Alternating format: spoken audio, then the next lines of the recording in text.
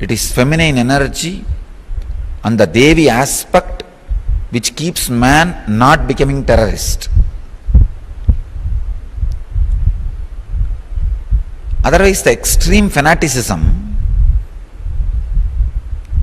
added with the aggressiveness of the masculine energy does not bother about violence, lands into non-violence.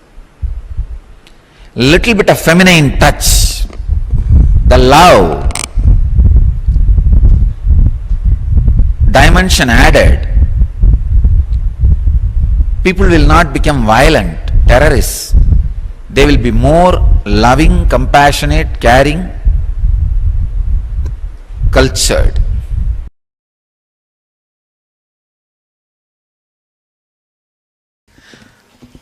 Feminine energy is enlightenment. Please understand. Awakening the feminine energy inside you is enlightenment.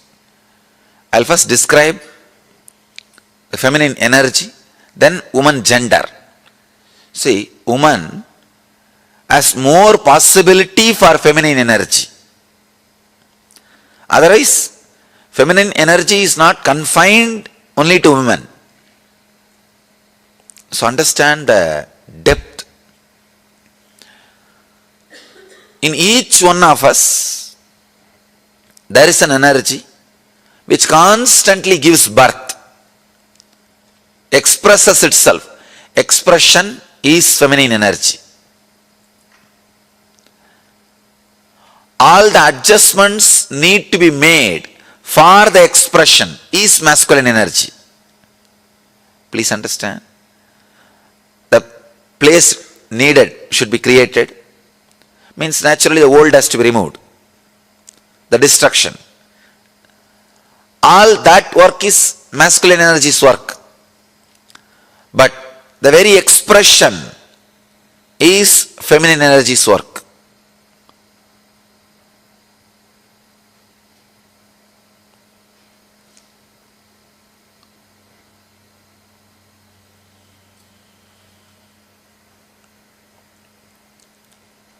If you see our deities, they will have two wives, almost all deities. Please don't think it is two women, two aspects of feminine energy. One, the aspect which gives the fulfillment, physical pleasure. The other aspect gives fulfillment emotionally as a mother. One aspect which gives fulfillment physically as a beloved, the other aspect which gives fulfillment emotionally as a mother. The very being, the very basic thing of the human consciousness, it can play both the roles. When you awaken feminine consciousness in you, you will see that you are radiating physical fulfillment and emotional fulfillment, which is enlightenment. Practically, which is enlightenment. I'll describe the Arunachala story. The story of Arunachala.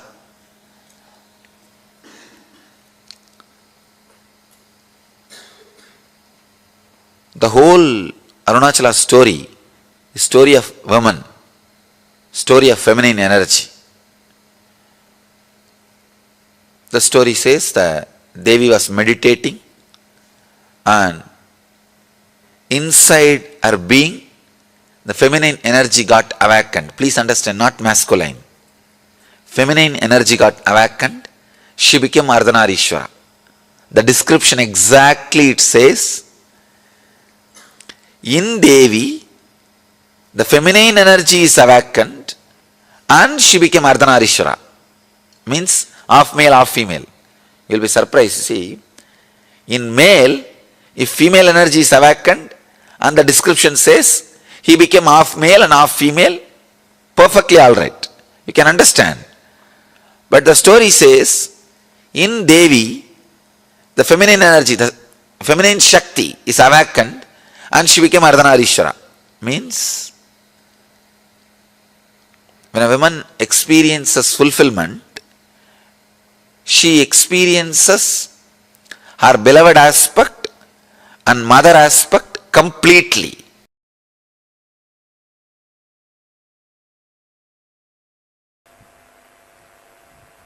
By the nature of the muscle memory, women are hardwired for the major three qualities which can lead them to enlightenment quickly, which is a basic necessity for enlightenment: receptivity, passivity, and the ability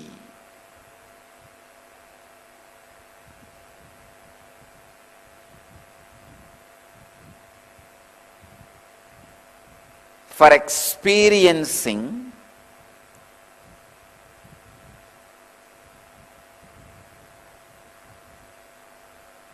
the feeling connection beyond logic. Please understand. Receptivity, passivity, ability to feel connected, feeling connection beyond logic.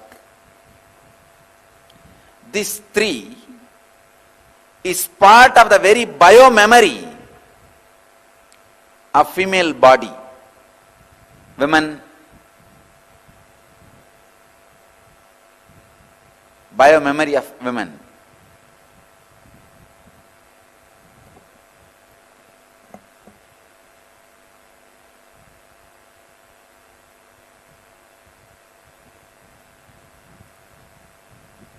Receptivity, the ability to receive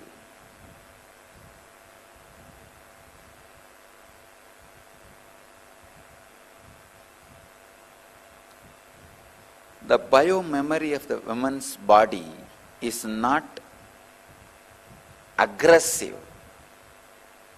It is based on receptivity, receiving.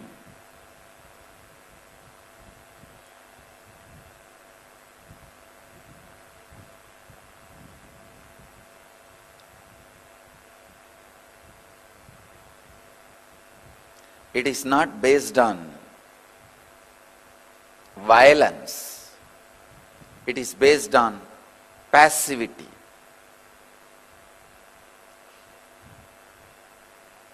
That is why sannyas or brahmacharya is lot more easy for the beings in women body than in masculine body. Even if you are in masculine body, when you experience the enlightenment, physiological mutation happens in your system. You just go beyond the masculine, feminine identification and identity. Please understand, I wanted to make it very clear. It is such a subtle subject.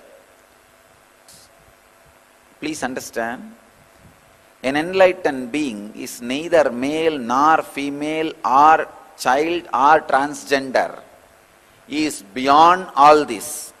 Something unique happens in his system. Already, I have done a lot of medical researches and experiments on my body. And I am continuing further more and more researches and experiments. I will bring it to the world in right time, in a proper context, how an enlightened body is beyond masculine and feminine. Because during the enlightenment experience, the physiological mutation happens. Please understand, during the satori, first experience, psychological mutation happens. And during enlightenment, physiological mutation happens.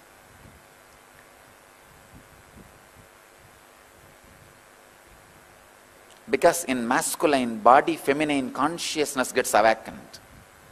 It gets awakened so strongly, the physiological mutation happens. Side effects and after effects of the physiological mutation. Only I have studied, for last many years I have studied successfully. Now also I am continuing to study. I will present to the world when time comes. I wanted to insist this one important thing. By nature, feminine biomemory, women's muscle memory is for receptivity, passivity and feeling connection beyond logic. For enlightenment to be transmitted to you, you need to feel connected to something which is little beyond your logic. But masculine biomemory is in constant insecurity and fear. It is justified. Men say no, we go out and do business and we are cheated, exploited. So we need to develop a shield of protection, security, and we need to think logically. Okay, it is justified. I am not saying your insecure feeling is unjustified. But what to do? Enlightenment happens only when you are able to feel connected. Women, by nature, have the extraordinary capability to feel connected beyond logic. Men should evolve in that direction, should create those higher qualities to achieve and experience and express enlightenment.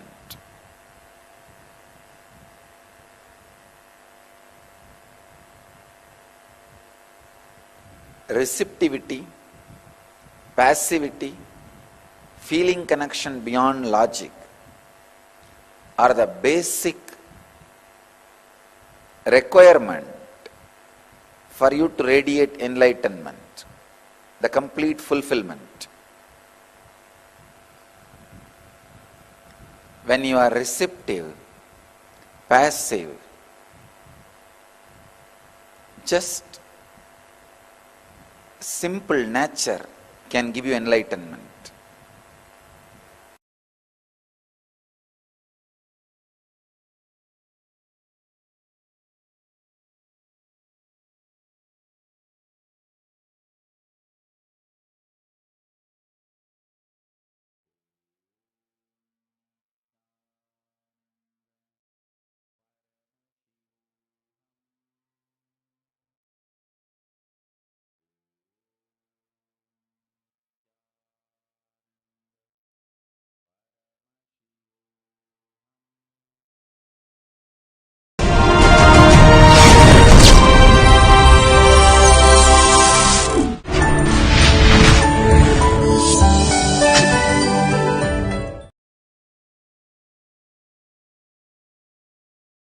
Nithyanandeshwara samarambam Nithyanandeshwari madhyamam Asmadacharya paryantam Vande Guru Paramparam.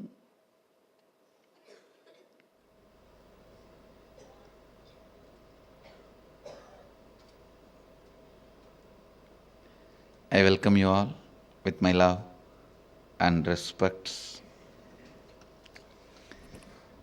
I welcome all the devotees, disciples, Samajis, Satsangis, Srimahans, Mahants, Tanidar, Kotari, owners of Sarvanyapita, visitors, viewers, sitting with us all over the world through Nithyananda TV, Sadhana TV, Ara TV, Nakshatra TV, and two-way video conferencing, having Nayana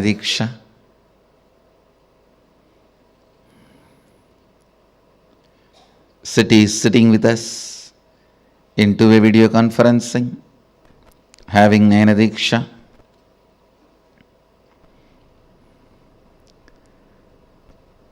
Seattle Adinam, Los Angeles Adinam, Ohio Adinam, Temple City, California, Toronto Adinam, Kuala Lumpur Adinam, New Zealand, China, Oman Adinam, San Jose Adinam, Dublin, Ohio, Oklahoma Adinam, Vancouver, Guadeloupe, and lot more cities. I welcome all of you with my love. Yes, let's come back. Nithyananda Nagara Bididi, Puduvai Adinam, Hyderabad Guptakashi, Singapore Adinam, Kastav Croatia, Trinidad, Bangalore North, St. Louis, Houston Adinam, Ponca City, Maurice Plains, New Jersey, Rajabalayam Adinam. I welcome all of you with my love and respects.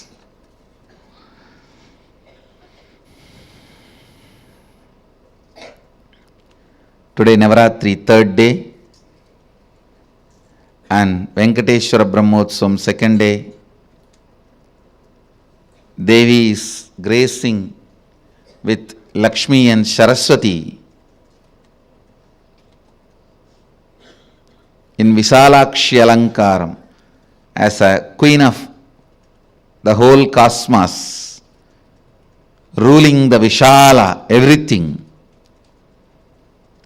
She graces in this form in Kashi, so she is gracing in the same form today as Visalakshi and Venkateshwara with Sridevi and Bhudevi. Bididi Devi is on Sainalankara, resting in Yoganidra Samadhi. Let's first receive their blessings and then enter into satsang.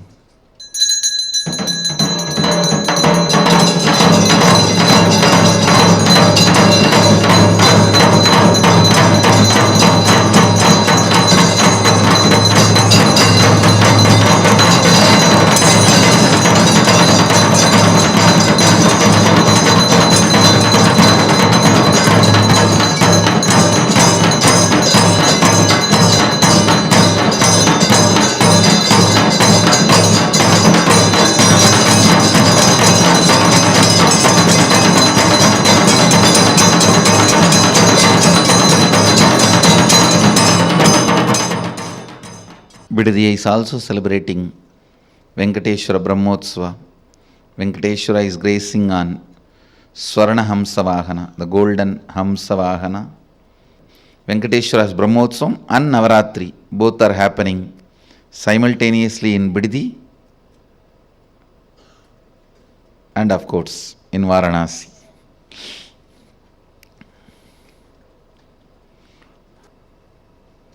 I wanted to share just few more things on mother worship, then enter into satsang, because it is such a beautiful subject. Understand your day-to-day habits, the way you respond, whether you get angry or you are always cool, what for you should get angry, what for what you react politely, how nasty you can get when you get angry, or when you are polite, how you behave, you are good, bad, all these habits. Understand the word habits are from Father. He teaches you. That stays in muscle memory. But how you cognize you, the innermost image you carry about you, comes from mother. It stays in biomemory. Understand? Your behavior, responding patterns are from muscle memory.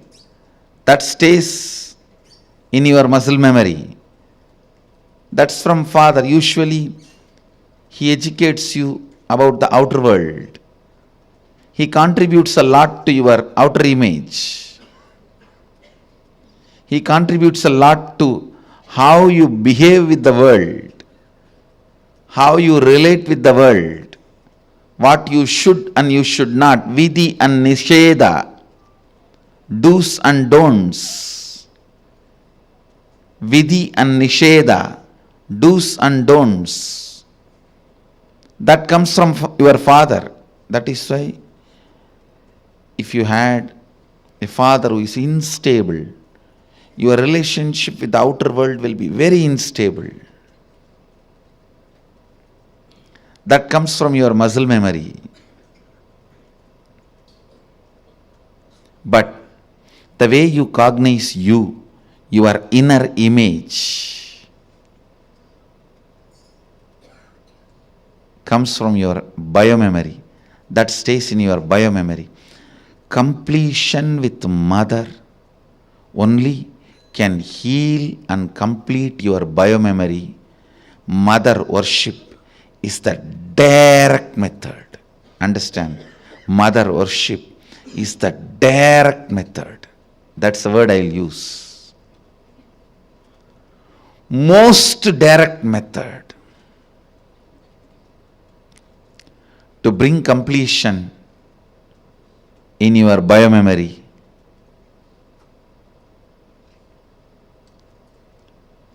The attitude, the bhava,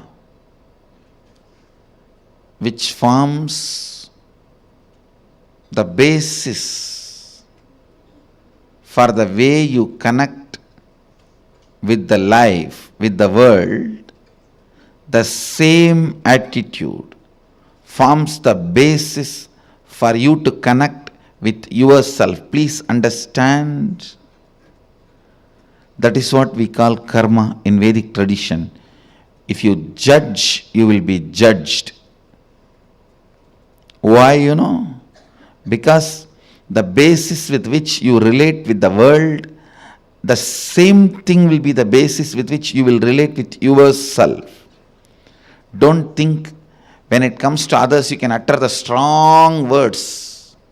When it comes to you, you can just be very cute and friendly. No. The strong words which you utter towards others will be the same strong words you will be uttering towards yourself. Listen. The strong words you utter towards others will be the same strong words you will be uttering towards yourself. The attitude you build towards others will be same. That's the same way you will be relating. That will be the basis for you to relate with yourself also.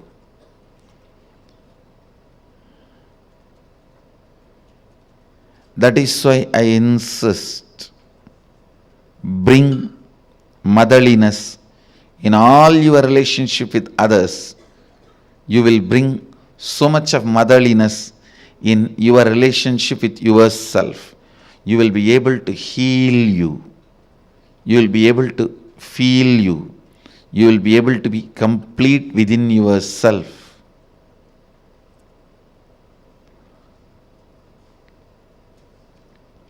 When you bring tremendous healing energy of mother in your day-to-day attitude with everything, suddenly you will see you will become so cool with yourself. I tell you, the best thing can happen to a human being is ability to be cool with yourself. because you can't be cool with yourself, so much of frustration with yourself, you go on abusing left and right anybody comes in front of your eyes. You say, this fellow has cheated me, that fellow has cheated me, that fellow has cheated me, that fellow has exploited me, he has swindled me, he robbed me. Understand your inability to be with yourself, your inability to be cool with yourself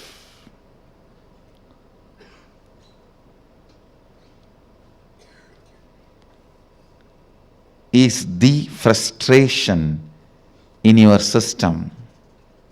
I tell you.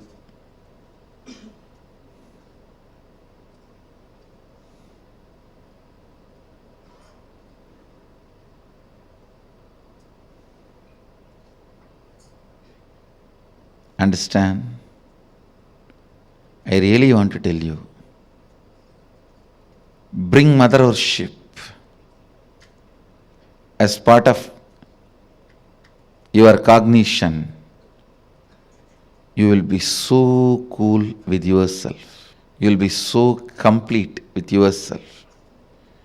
You will be so settled with yourself.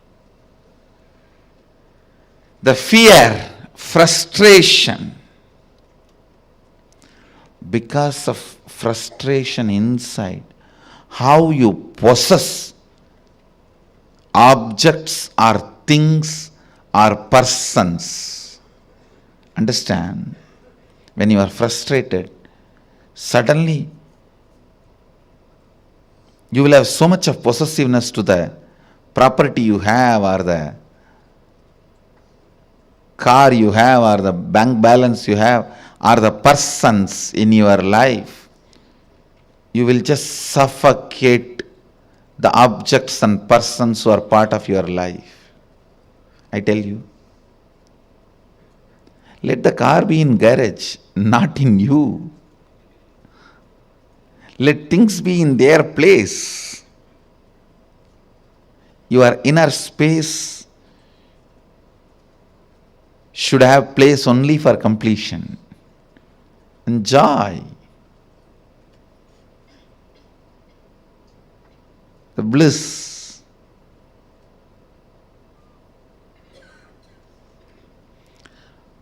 The moment you start cognizing frustration with yourself, the first thing you do, then I don't have anything in the life. Come on, catch. Like an octopus. The wealth you have,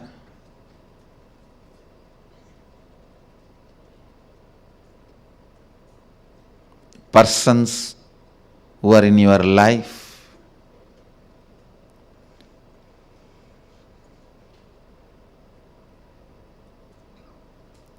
when that grabbing starts, understand, it feeds into your frustration. It doesn't heal your frustration. I have never seen anybody healing their frustration by grabbing and possessing. No. It doesn't. It doesn't. Understand?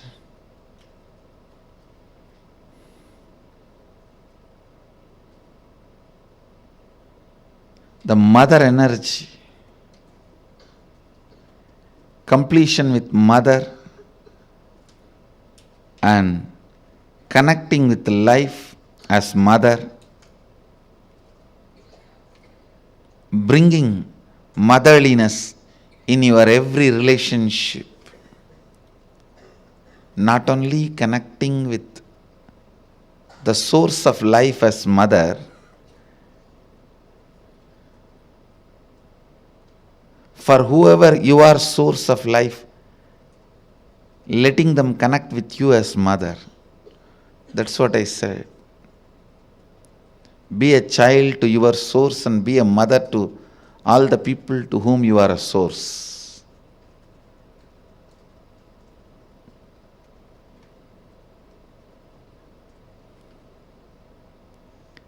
This brings so much of inner healing.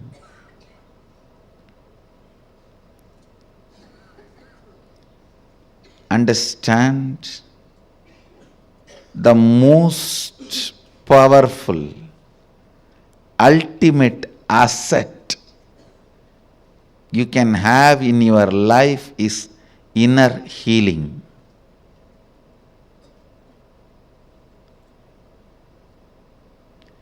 It is not economically costly, but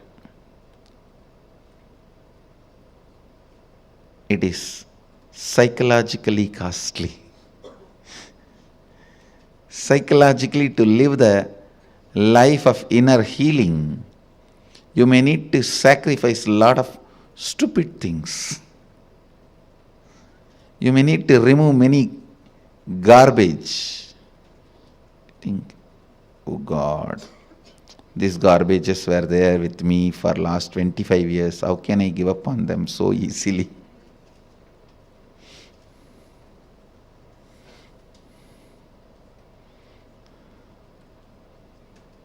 Mother worship will bring so much healing. So much healing.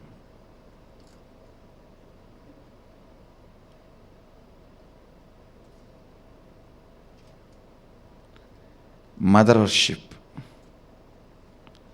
will allow so much completion.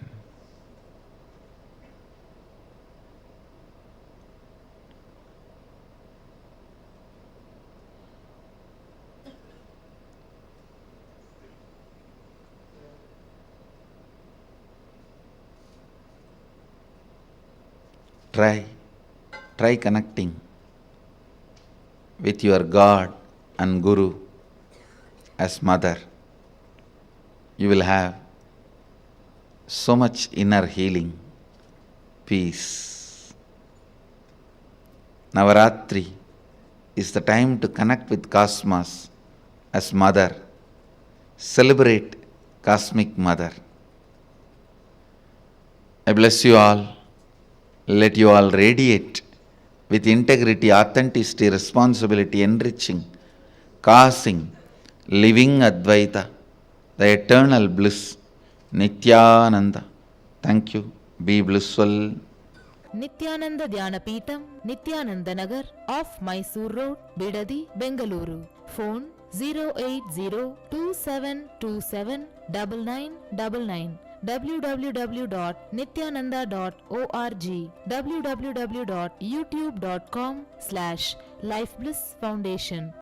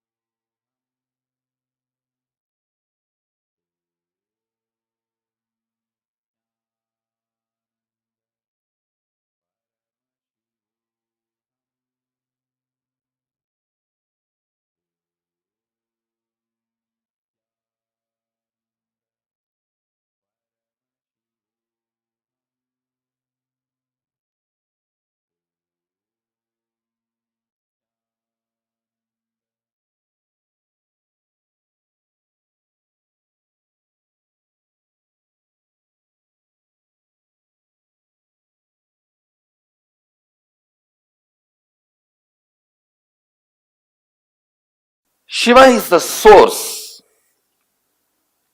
but source will always have certain kind of a static feeling.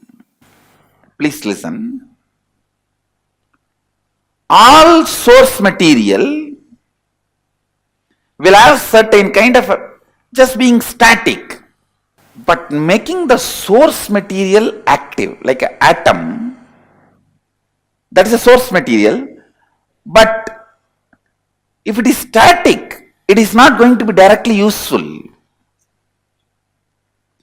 Either it has to break and become active, or join with another atom and become active. All of you understand what I am saying?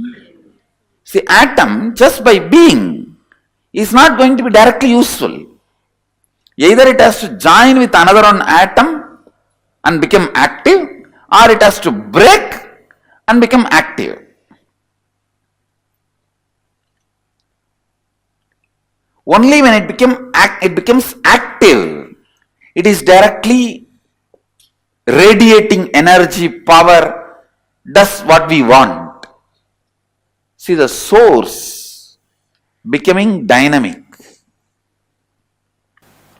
You always think leader means who doesn't do anything, just everything everyone does and he makes them all do and he just sits. But a real leader, the core of him will be more active than anybody under him. So the core need to be with Shakti, alive, active. So now you will see that very core becomes active. In a way, only when Shakti enters, Shava becomes Shiva. If Shakti is not there, Shiva is only Shava. See, only when the Devi sits, it becomes Pancha Brahmasana, means where the five gods, Brahma, Vishnu, Rudra, Ishana, Sadashivam, all the five make a seat. The five God means five activity: creation, maintenance, destruction, putting in people into delusion, and enlightenment, giving enlightenment. This five activity is done by five gods. All these five is the asana, seat for Devi, Shakti. When Shakti sits, it becomes Pancha Brahmasana. All the five become gods. When Devi is not sitting, it is Pancha Predasana, five body. So it is becoming active that brings life.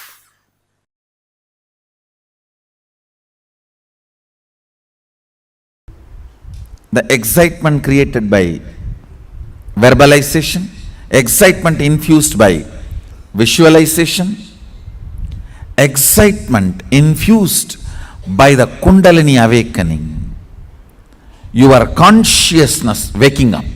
These are the three levels of Shaktipada you go through. Every day in your life, these three Shaktipada, any one you go through, or all three. But always in these three something will be happening. If all the three are not happening, you will not be alive. You will be in depression. Literally dead, waiting for the breathing to stop. Waiting for the breathing to stop. These three fuels. Verbalization instigated excitement. Visualization instigated excitement. Kundalini instigated power. In these three, any one Shaktipada will be always happening in your life. Without all these three, you can't be alive. If all these three are not there, that's what I call depression or depression. To make it more raw. Stuck.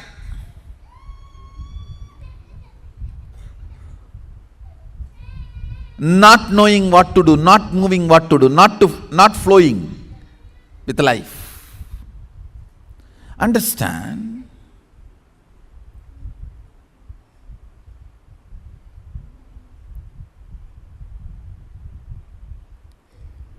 more and more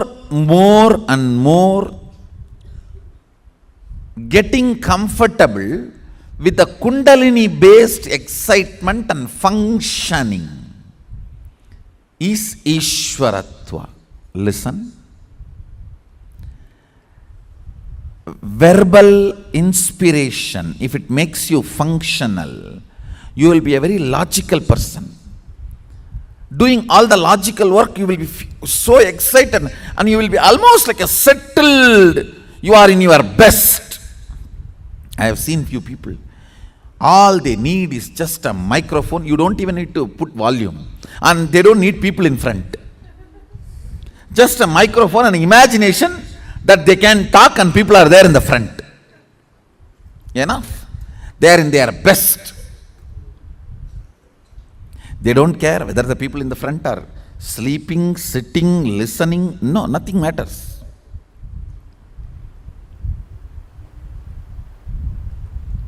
If you are visualization excitement person, you will forget even your food by painting or dancing or carving.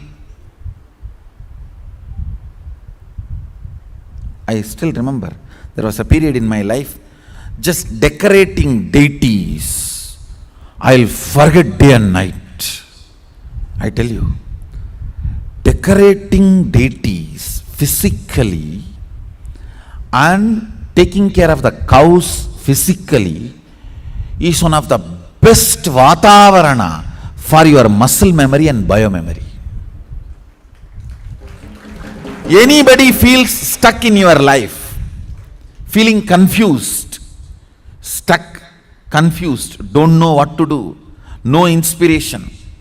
Understand, when you don't have inspiration and you want to hold on to your outer identity, you want to continue to keep up your makeup and arrogance, you become worst cunning. Now, you have to make up for all your failures by lying.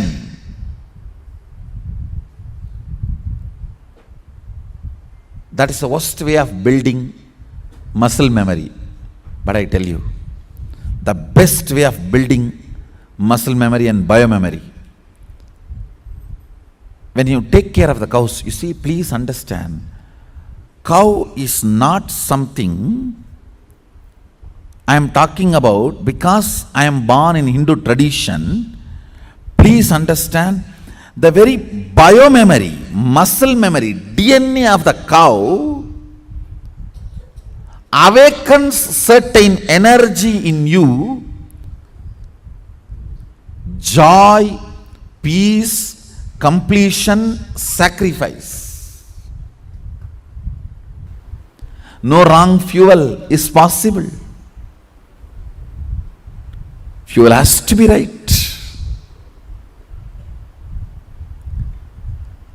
Constantly having the Kundalini, Shakti and spiritual strength as fuel, and that fuel moving you. And when that fuel moves you, every small action you do will be power manifestation. If you make a call, it will be a boon for him who is receiving. If you answer a question, it will be solution for that fellow.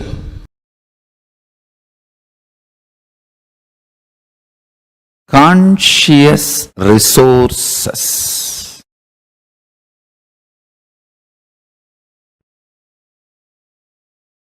Awakening intense, pure,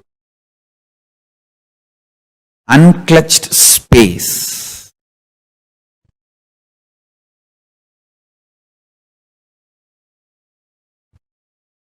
Listen to these two words: conscious resources, awakening, pure, unclutched space. These two supports one another. If you start manifesting power, conscious resource, that inspires you to unclutch. Unclutching makes you experience more conscious resources. More conscious resources makes you more unclutched. Like a Nirahara Samyama is one of the conscious resource. Ability to deal when your stomach is throwing tantrum. I need food, I need pizza, I need burger.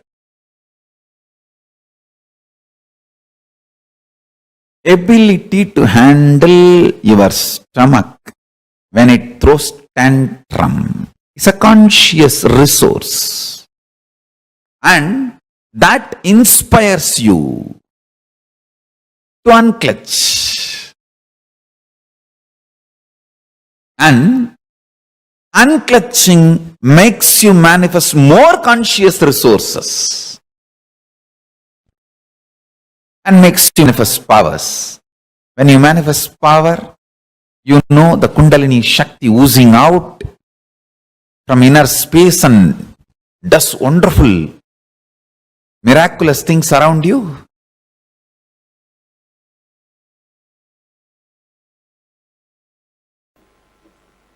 Please understand, the essence is basically awaken your Kundalini Shakti.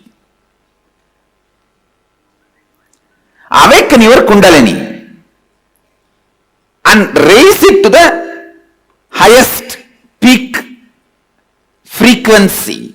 When the Kundalini moves inside the system, at different areas it experiences different frequency. Raise it to the highest frequency and celebrate the life, enjoy the life as you want with this extraordinary, overflowing, excessive, luxurious life energy. Understand? That's the word I have to use. Only when you are, please understand what I am saying now, even medically verified statement, only if you have an excessive energy, these muscles even expand in smiling. Understand? Otherwise, how people smile, you know?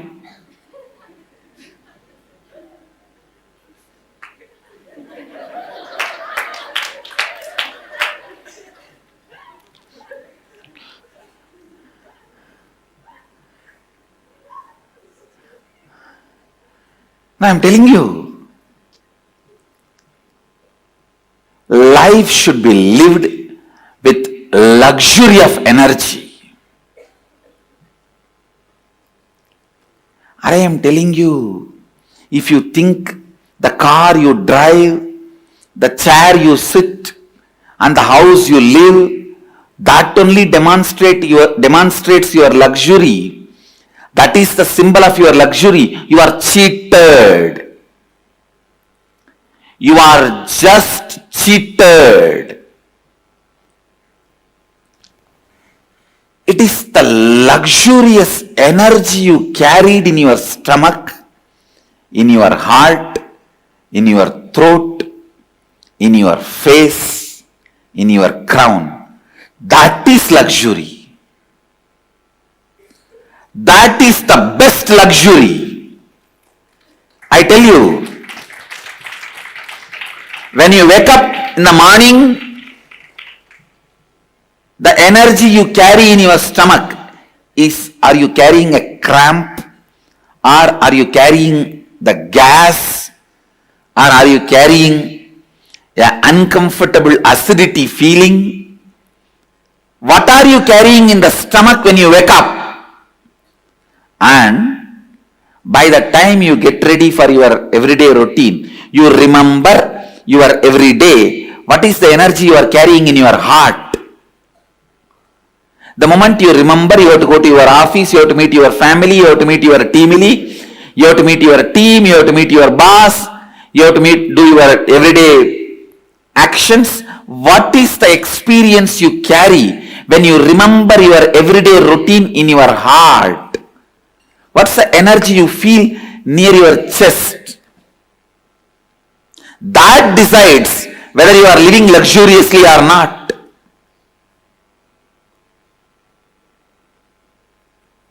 the way you carry yourself, what your shoulders are feeling. Are you walking like this, almost collapsing, or are you carrying yourself? Drop yourself every day in highest Kundalini. I tell you, the definition of sleep, definition of sleep,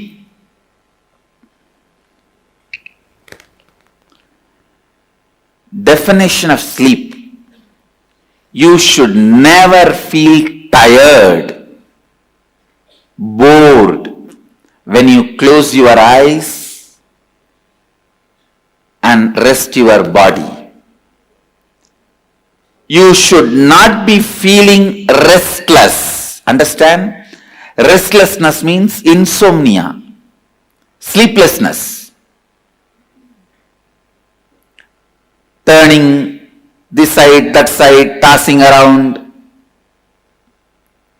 Neither you should be exhausted and drop yourself in the bed and fall asleep, nor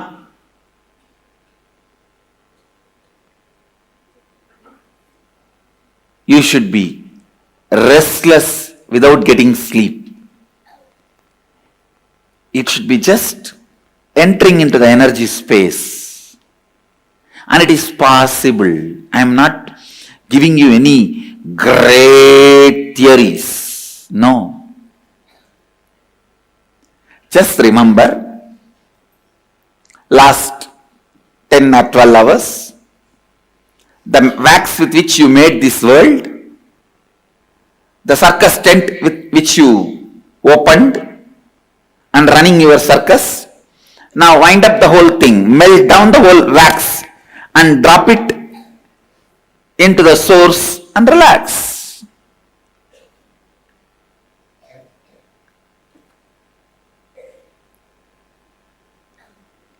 The circus tent, the poles and the cloth and the lamps, rings and the ringmaster, animals and the visitors, viewers, fans who are clapping, and few people who are protesting that animals should not be tortured. Everybody is you. Every night when you are dropping into that space of powerfulness, remember, everybody is you. You are doing this drama. You already gave the script to all of them and playing the game. You are doing this drama. You have given the script. Just relax into that powerfulness which comes when you do completion. Every night before falling asleep, just complete whatever incompletions you remember and fall into that powerful space. Fall into that powerful space. Neither you should be tired or bored or exhausted when you fall asleep, nor you should be restless, sleepless.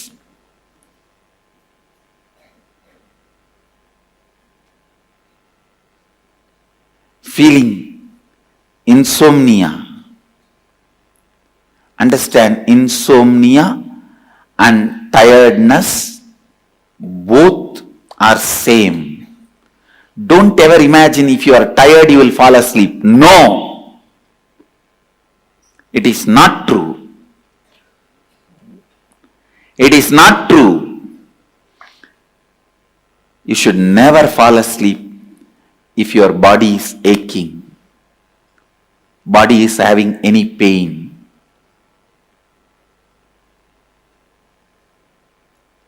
Complete with all the physical, mental pains, boredom, all that. and just drop. Complete. When you fall asleep in the space of completion every night, your Kundalini will be raised to its peak. Because awakening the Kundalini and keeping it in its peak is more easy in the night time while you fall asleep than in the daytime. Because in the daytime there are so many distractions.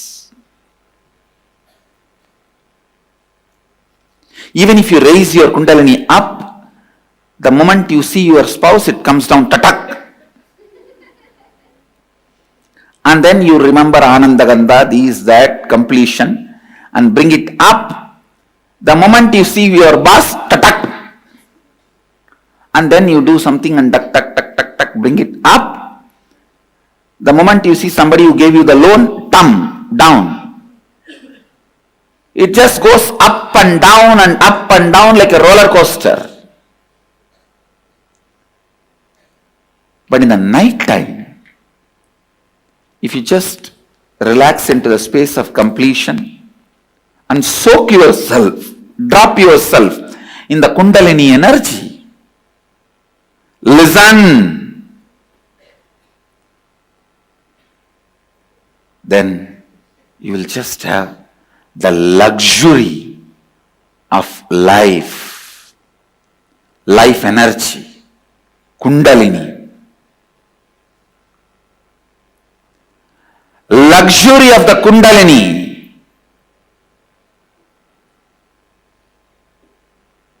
is the gift I am giving it to the world. Understand? Anybody who claims you are my disciple, follower, devotee, you should have received this gift, luxury of Kundalini.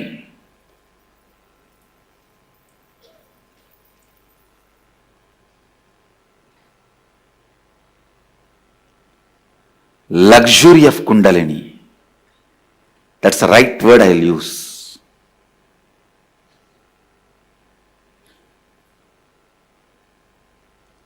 No question of any powerlessness.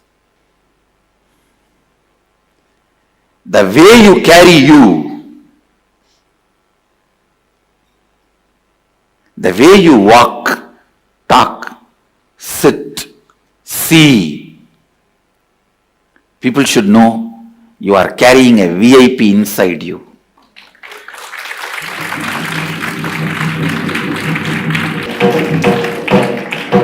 You are carrying somebody very important in your heart.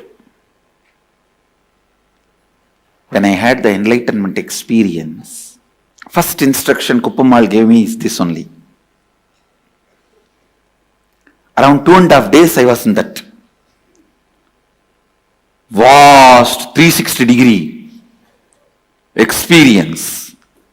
It will feel like as if the whole sky is centered on my Anandagandha. If I have to put a cartoon, huge, the whole sky, and I have to bring 2 lines and connect it to my Anandagandha. It looked like a huge balloon which is tied to my Anandagandha, and that balloon is the whole cosmos. She used to cook and feed me, and she also used to give a lot of uncooked herbs to prepare my body and keep my body stable. The first instruction she gave after 2.5 days, remember, Brahmaivaham. Please understand, she says, remember, this body is the vehicle of Brahman, cosmos. She did not tell me, Aham Brahmasmi. She said, Brahmaivaham. Means let this body is a vehicle of that Brahman. You are carrying the most important person in the world. Not VIP, very important person. MIP, most important person. Let's create a new word. Most important person. Brahmaivaham.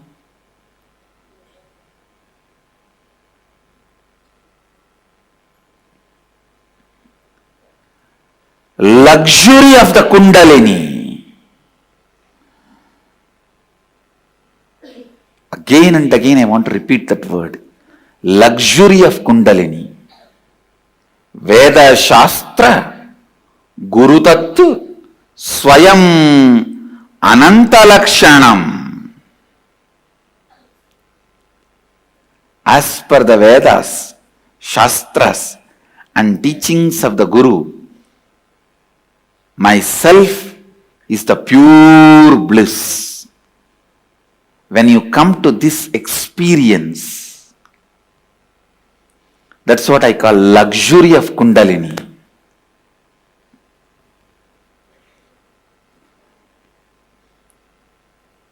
How you carry your shoulders and neck every day when you walk out of your room to live your life.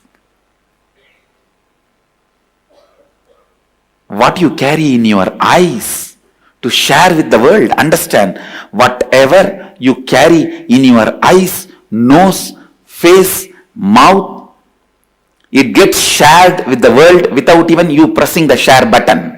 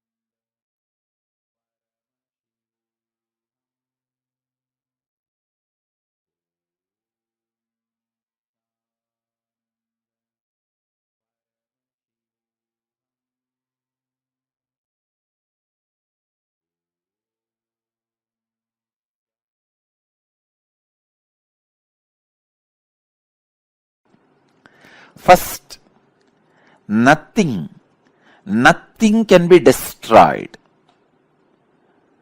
Please understand, none of your actions, thoughts, plans, emotions, words, nothing can be destroyed. Everything is addition to existence.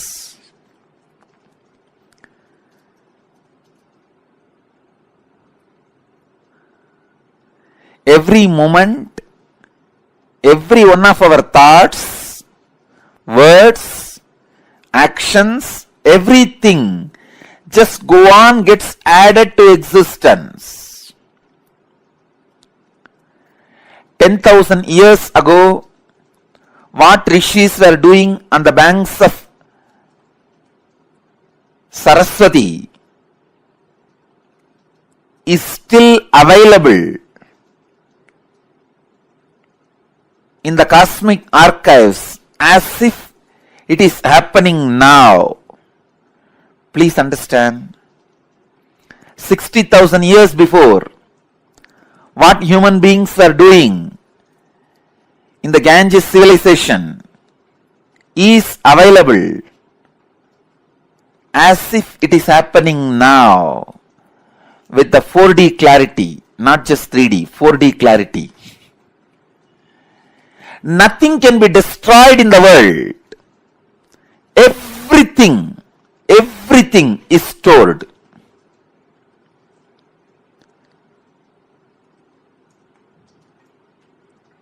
Akashic records are the cosmic archives of everything happened, happening, will happen.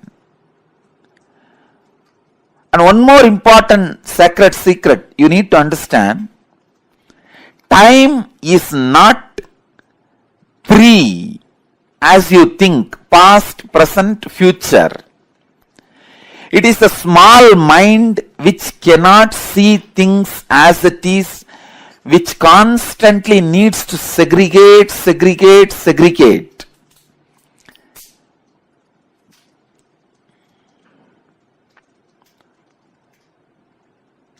For example, if you keep a fruit basket on the table, ordinarily if you look, you will look in one moment and you know it is a fruit basket and 5 different fruits are there. But for a child, it cannot grasp the whole thing immediately. It will say first, oh, banana, then mango, pineapple, apple. It can understand only one by one. Same way, the past, present, future. In Sanskrit we call it Kala. Only a ignorant mind which cannot grasp perceives as past, present, future. But in truth, it is not 3 different things. An enlightened being sees Kala as one entity, one experience, one reality. Continuously, wise men all over the world, again and again, in all religions, repeat this one truth: history repeats itself. Understand, the patterns are same. So it is not even repeating, it is rebeating. The whole life is certain rhythm with certain beats. That rhythm is continuously moving. Even the word repeating is not right word. Rebeating is right word. History is constantly rebeating itself.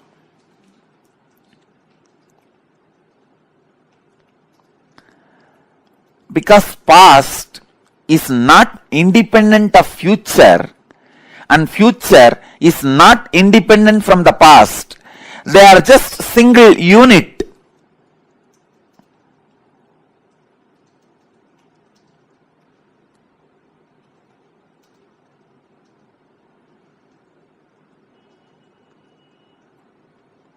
Your innermost consciousness can just experience all 3 at a time. Simply, it can experience.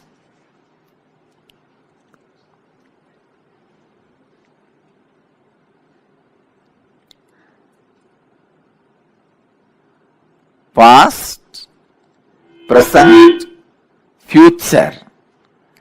All these 3 are just the very integral part of your inner space.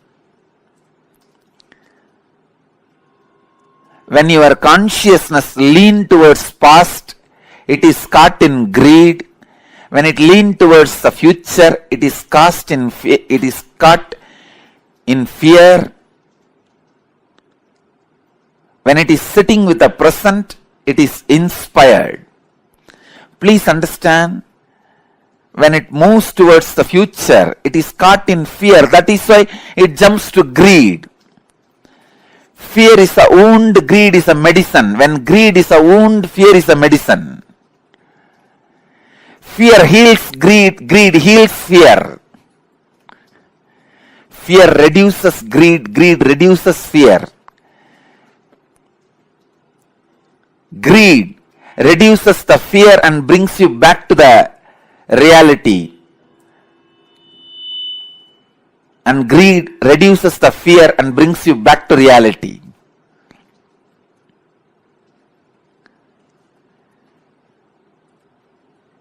Past, present, future. All three are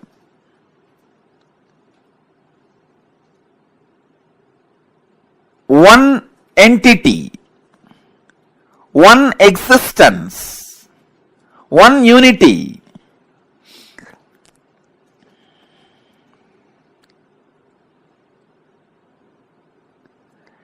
Just with the consciousness which does not get stuck in the fear or in the greed, you can see the whole.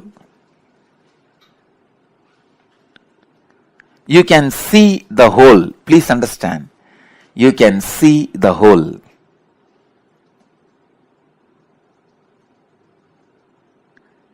Past, present,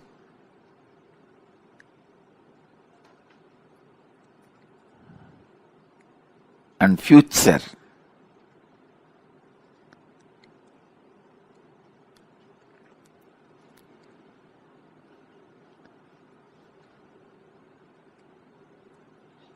I'll give you a very simple understanding. As on now, each one of you will be having some fears about the future, some desire about the future. Constantly your inner mind will be projecting your fears are going to be reality. But your desires are saying, no, your desires should become reality. So now leave both. Leave the fight to your fears and desires. You just back out in the fight without supporting fear or desires. Please understand. If you just distance yourself from your fears or desires, even now, just distance yourself, back out, and look at the future without any of the projection. You will simply be able to see your past, your future, your present. All three of them does not have watertight compartmented separation or boundary walls. It is just one flowing into the another. Akashic records are the verbal, visual, five-dimensional document. When I say five-dimensional, I mean any incident as it is happened, including the smell that was there at that moment. The smell and the feeling of touch means the weather, temperature, visual, sound, and the emotion. All five dimensions are packed and recorded in the Akashic records. Please understand, just like a film in the camera captures 2 dimensions of visualization and verbalization. In the video camera, visualization and verbalization both are captured. Same way, The film in the cosmos is space. In the space, all 5 dimensions, sound, visuals, smell, taste and touch, all 5 dimensions of whatever is happening is continuously getting recorded.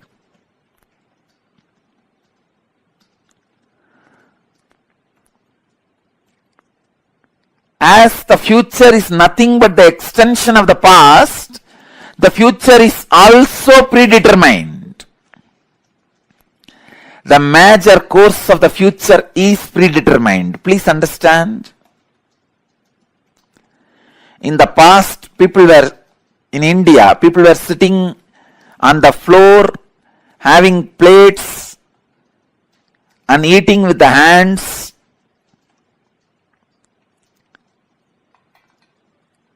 Idlis, the old breakfast. Then, now people sit on the dining table, use the spoons and forks, maybe eating pizza. In the future, they may be sitting somewhere, eating something, using something. That may change in future, but they were eating only through mouth in the past, now also only through mouth. In future also they will be eating only through mouth. That cannot be changed. So the major things in the past or in the present or in the future cannot be changed. Please understand, when I utter the word future is predetermined, realize the freedom in you. Don't be frustrated. All the frustrating parts of your past can be changed. Only the components and the parts which puts you in restful awareness are predetermined. Let me describe more clearly.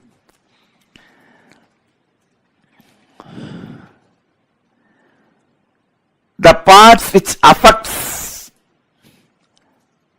you with fear and greed always have a possibility for innovation. If you are affected by the fear of a snake or greed of something, those things can be changed in your future because that is not reality. But there is something which is reality, which always puts you in restful awareness. That cannot be changed. Let me give you one example. From Vedanta, I know I am talking about very subtle concepts, very subtle truths. If you are a new person, new visitor, and it is too much for you, I sincerely apologize. But the subject Akashic Records is too big subject. I have to reveal the truths.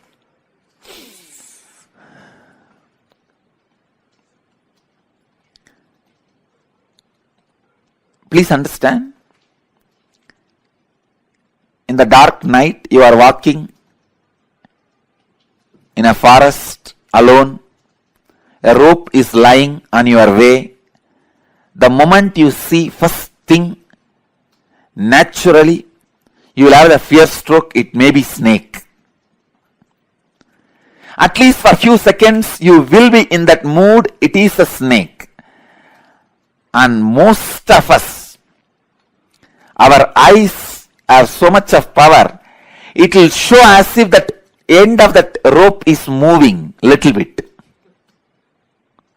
That's power of our eyes. So you will have the fear stroke. In few minutes, if you observe that rope very closely, strongly, intensely, suddenly you will realize, no, it is not snake, it is just ordinary rope lying. Then you will just settle down, relax. First, the impact happening on you, that fear. The second, the realization of you relaxing into the restful awareness. So these two components are there in this whole incident.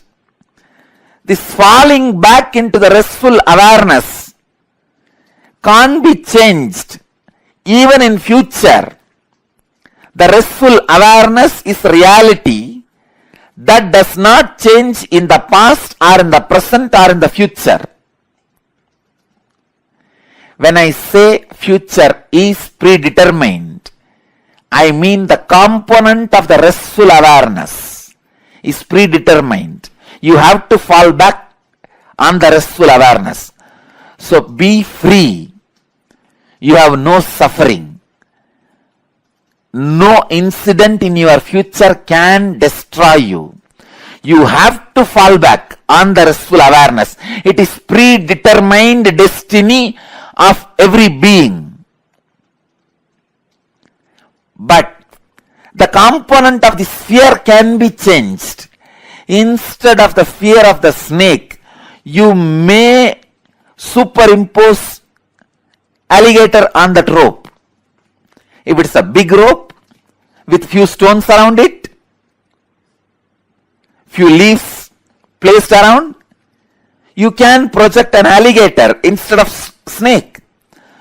So the possibility of the projection is the changeable part of your future. And the possibility of falling back on the restful awareness is predetermined part of your future. When enlightened masters say future is predetermined, they are saying the truth. When enlightened masters say future can be changed, can be altered, they are saying the truth. Please understand. When enlightened masters are saying future cannot be altered, it is predetermined, they are saying the truth. When enlightened masters are saying future can be altered, it is your freedom, they are saying the truth. When enlightened masters are saying both are truth, they are saying the truth.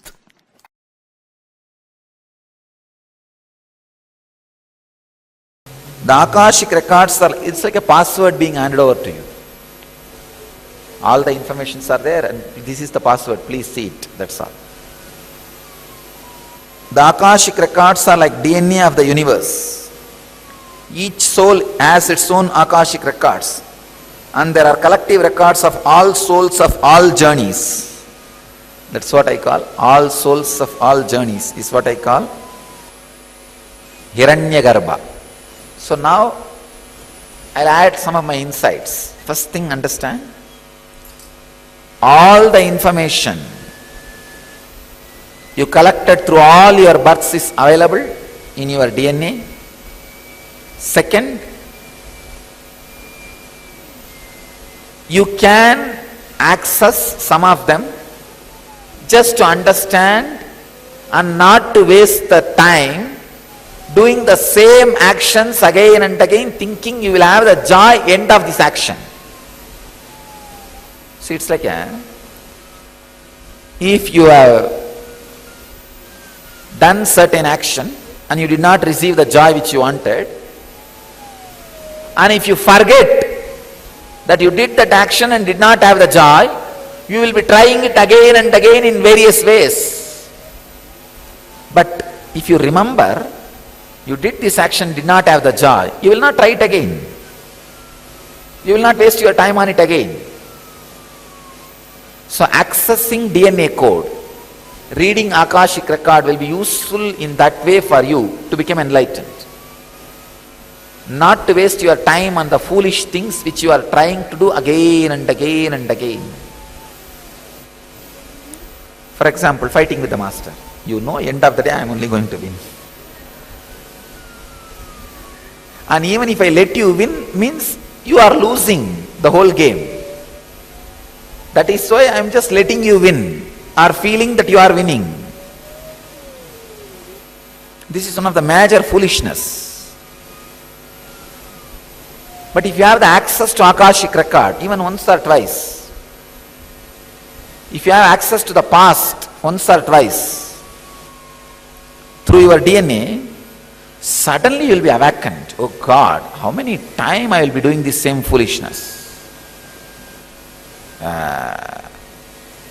It is time. Start living, doing, and no making decision. You will learn the art of surrender. You will learn the art of surrender in your practical life. That is why sometimes I encourage few people to go for this Nadi reading. Because this Nadi reading is Akashic records outside your DNA. Sometimes it will not be 100% perfect and you will not have a trust also. Even if they miss one information, did not read properly, because it is so subtle, not only the word, even the interpretation. So subtle, sometimes you will miss one information, that reader misses one interpretation and you lose trust over the whole thing. Try to read the Akashic records inside the DNA. That is why sometimes I read your DNA and tell you. Then if you go and see the Akashic record and matches, then you will have the tremendous respect on my word, which I read as your Akashic record, and the Nadi, which is the outside Akashic record.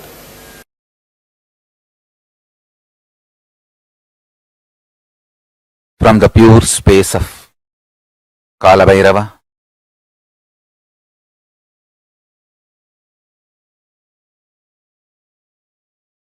Paramashiva is revealing all these great truths to the world.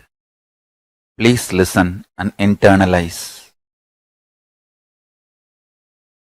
All these truths are independently powerful and capable to make your consciousness into super consciousness. Your consciousness is the seed, it is a possibility. If you understand these great truths, it can flower into super consciousness. The seed is waiting to flower to achieve its completion and fulfillment. Listen and cognize these truths, you will achieve completion and fulfillment, ultimate enlightenment. Listen. The first truth.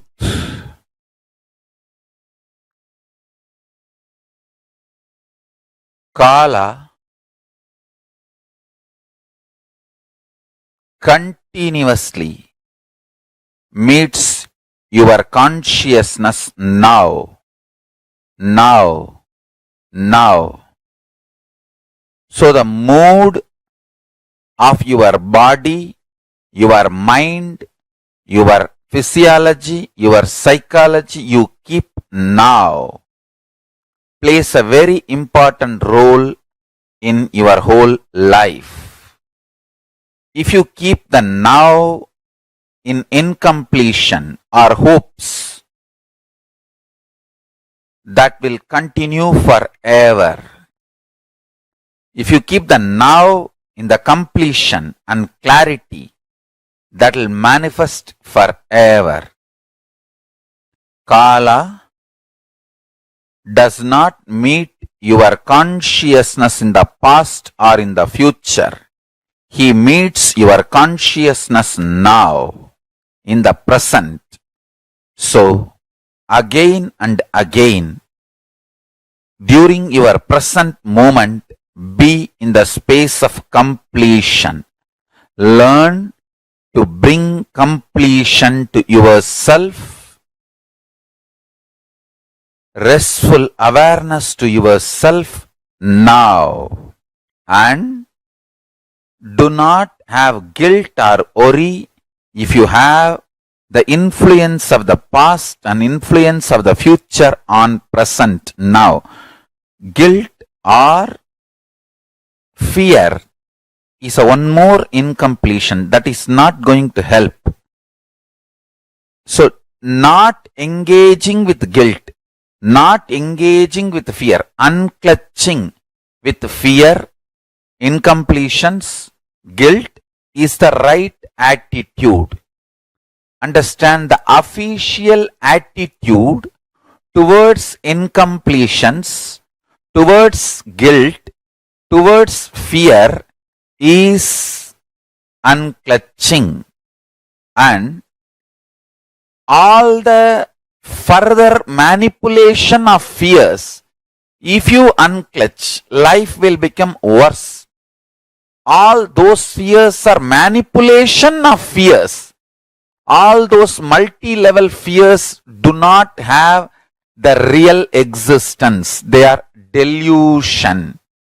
Constantly invading your inner space to destroy the possibility of enlightenment. Please understand.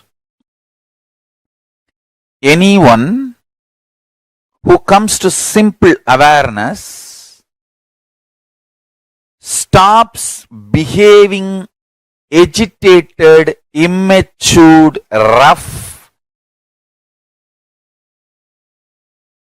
like multiple personality.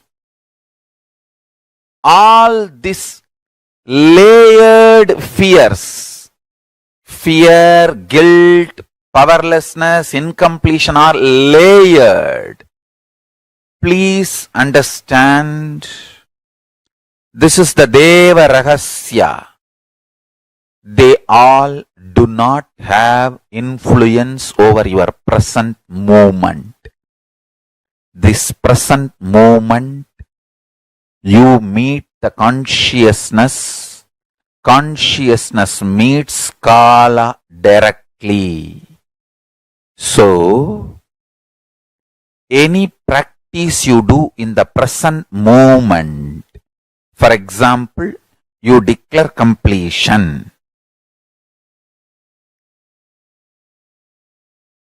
Immediately, even 2000 years of incompletion has no power over you. This is Deva Rahasya. Understand? This Deva Rahasya can empower the truth in you just like that. You can manifest Paramashiva now. Only thing, don't become arrogant. Don't become arrogant. When this truth was given to Brahma, he became Paramashiva. He became one with Paramashiva.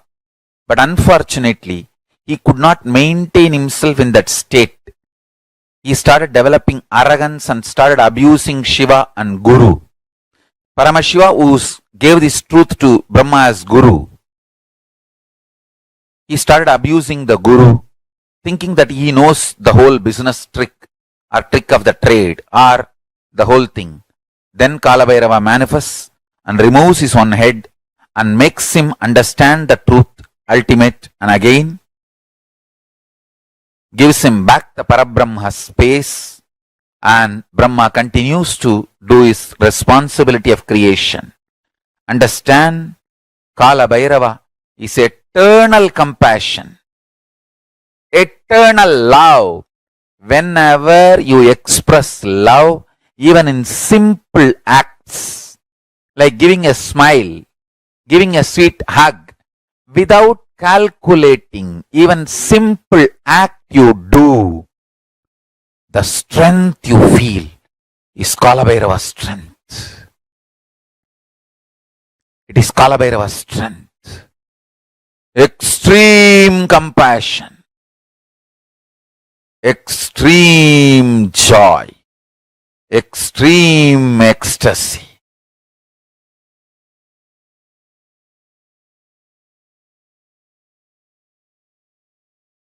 Brings intense powerfulness and strength in you.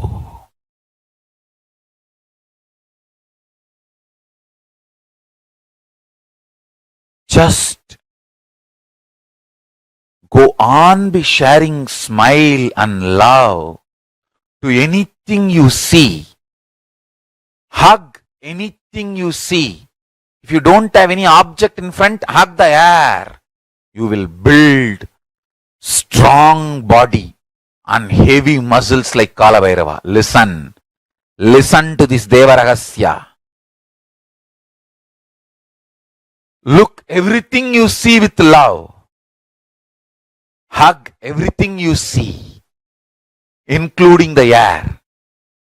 You will build healthy, powerful, heavy body and grounded being. Superconscious flowering. Sannyasa is seeing everything you see through love, hugging everything you see. One with everything you see. People, objects, animate or inanimate. In the cosmos, there is no inanimate. In Kala, there is no inanimate. It is a space where the big bangs and black holes, planets, suns and stars and moons evolve billions of years exist and dissolve spontaneously, simultaneously, without gap. Billions of years without gap. Meditate on it. Meditate on it. Meditate on it. It is Deva Rahasya. The moment you understand this, your third eye will open up.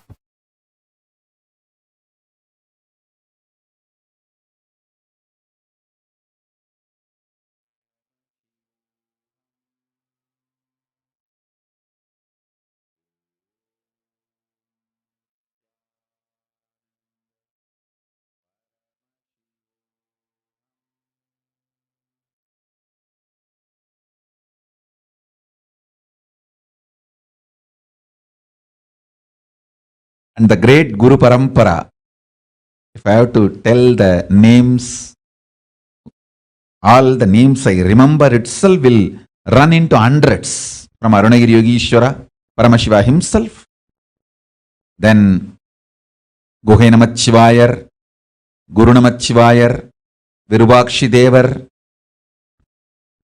Seshadri Swamigal, Ramana Maharishi, Isakki Swamigal, Yogi Ram Surat Kumar, Mata Vibhudanandapuri, and Gautamashram Chinna Swamigal, Gautamashram Periya Swamigal. There is a long list. The Guru Parampara. Fortunately, we have many gurus, short biography, introduction, and some of them photograph. Photo, I think we have only some, maybe 20 gurus. But the short bio intro, we have at least documented biographical introduction, we have at least 100 gurus. The great Guru Parampara,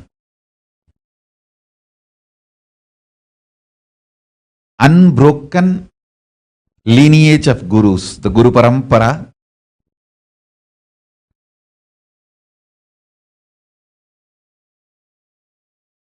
initiated me, accepted me, and given these great blessings. You can see the photograph of great Brahma Rishi Isakki Swamigal and Mataji Vibhudanandapuri, and me sitting in that Sarvanya Pita, in that same place.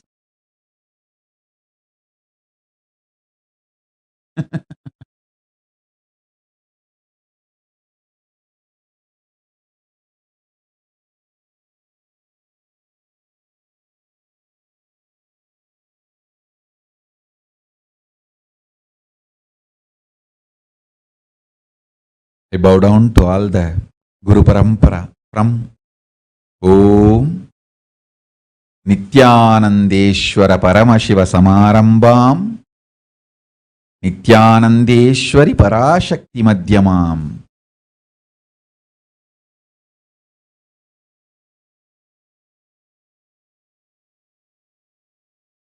Asmadacharya Paryantam Vande Guru Paramparam.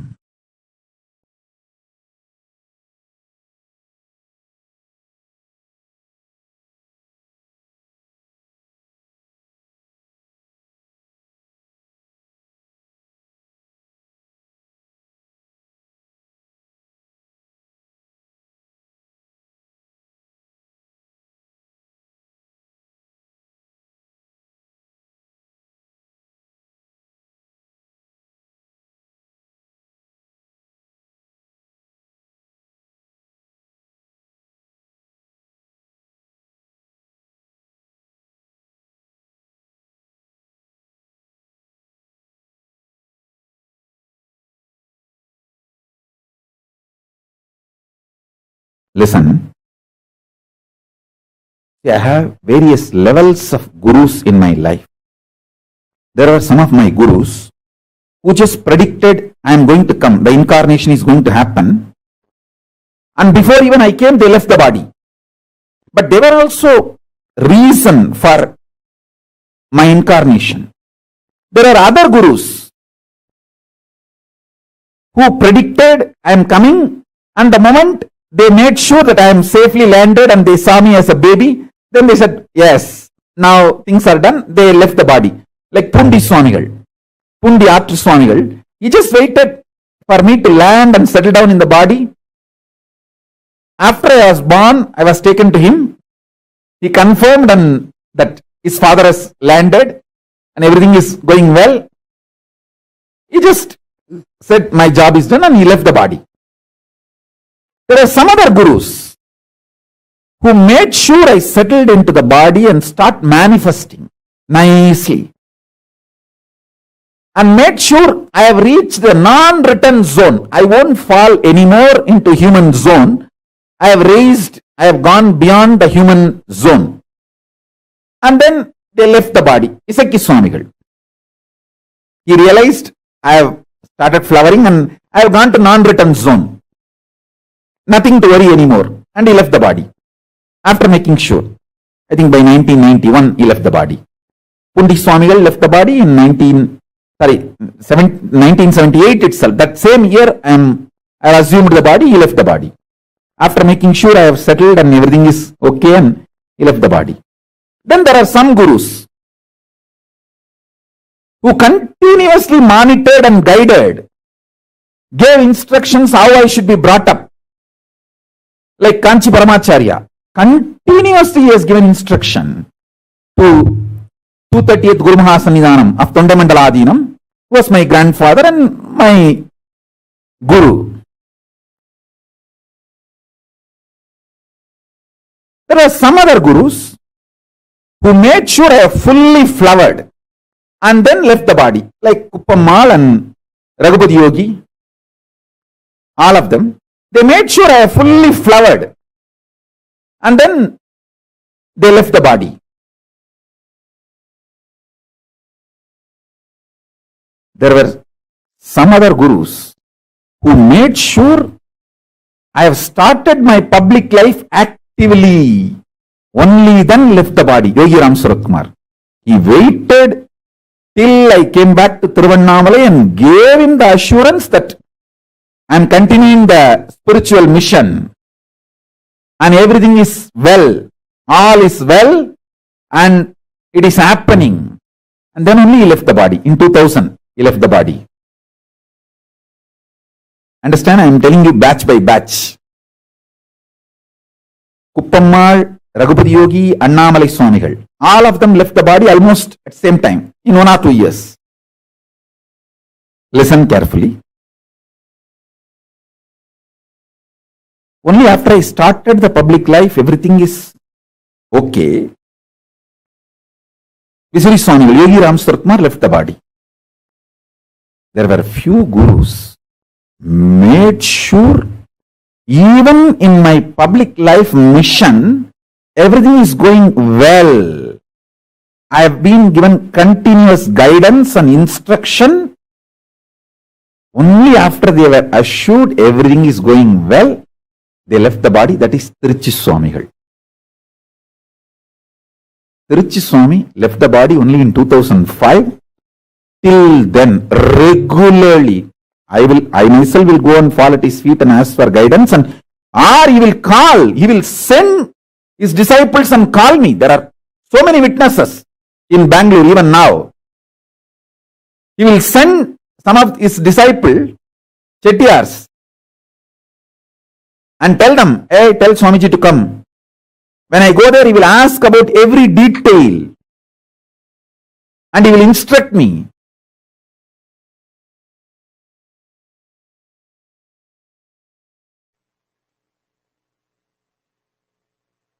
I tell you,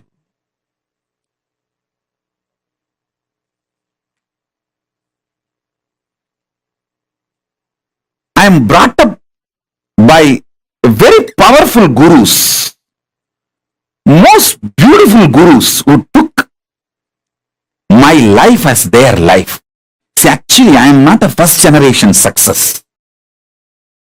I am almost like a third, fourth generation success. 3-4 generations before, the vision, ambition, my guru, Paramaguru, Paramartha Guru, they cherished.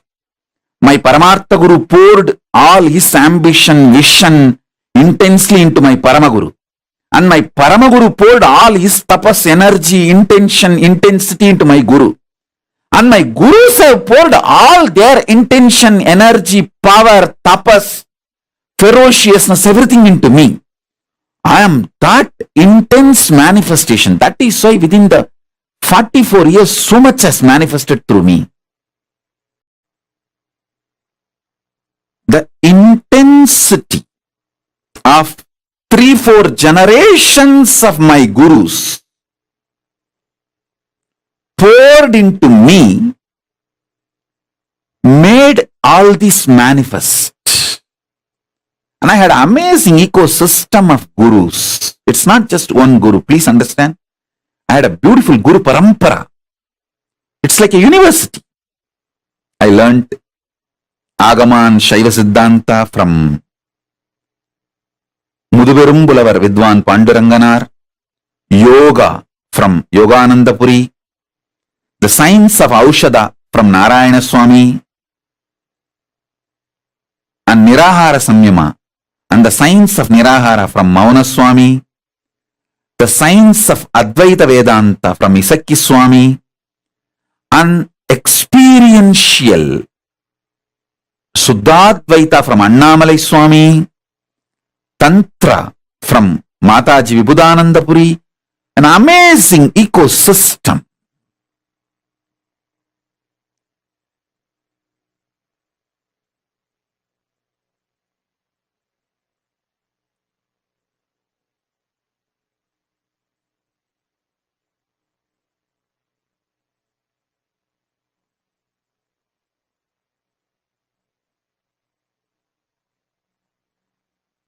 They literally did all the tapas in my body.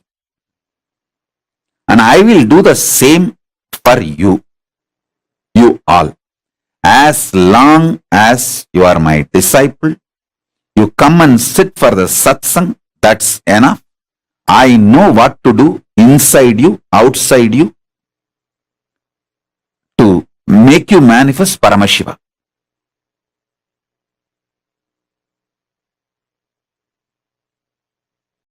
I am a guy who makes it happen.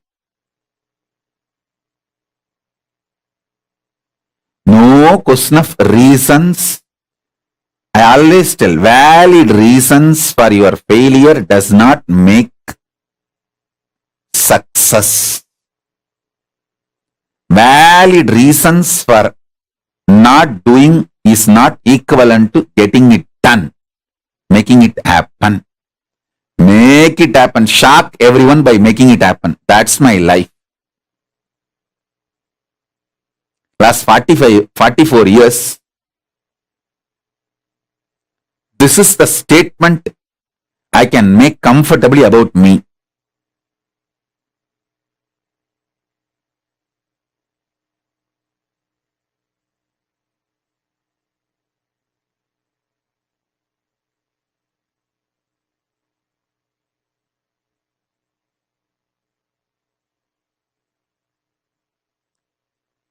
Shock everyone, surprise everyone by making it happen. Surprise the people who love you. Shock the people who hate you. But both by making it happen.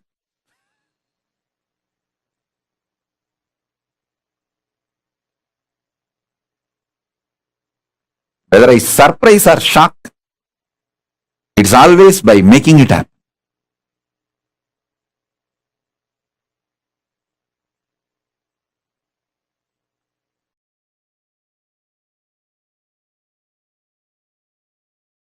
Listen.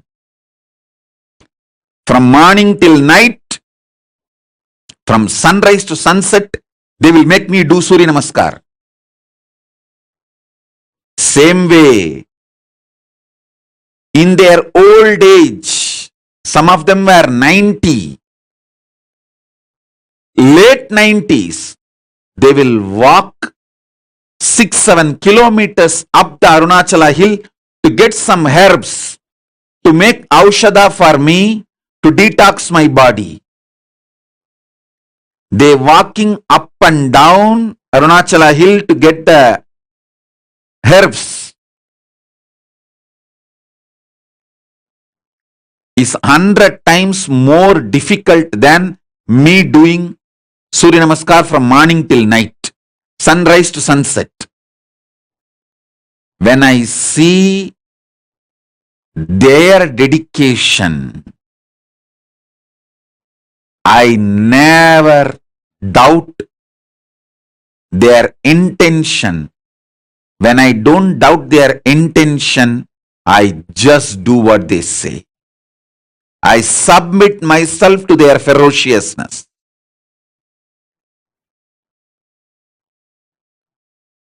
It was such fortunate relationship. And fortunately in those days that the law of the land allowed kids to be brought up by gurus. There was no POXO. There was no such law that kids have to be only with the parents. Kids are brought up by the gurus. And I had the fortune, law of the land at those days supported, not now. Now in India that POXO law has come. A guru cannot tell the student. First of all, guru-disciple relationship is broken and a guru cannot tell the student to do even Topkaranam or Surya Namaskaram more than 3 or 4. It will be considered as a torture and over. If a student or the student's parents complain to the police, over. Fortunately, I had the time where there was no POXO, amazing gurus and amazing parents who pushed me back to my gurus. Extremely loving parents, but absolutely clear and uncompromising.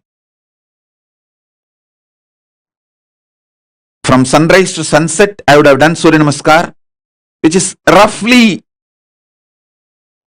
11 hours. Tiruvannamalai, sunrise to sunset, usually 11 hours because the sun setting will be little early because the sun sets behind the hill. So sunset will be little early. In Tiruvannamalai, it will be seen little early because the hill covers. So those days there is no question of following the watch. We have to follow the direction. If we can see the sun, then I have to start. If the sun is not seen anymore, then I have to stop. So sunrise to sunset, I would have done the Surya Namaskar. Literally, I will feel all my joints are separate and I am separate. My mother will tie the gunny bag, bits, to my knee, to my hands, everything. She knows how I will be feeling.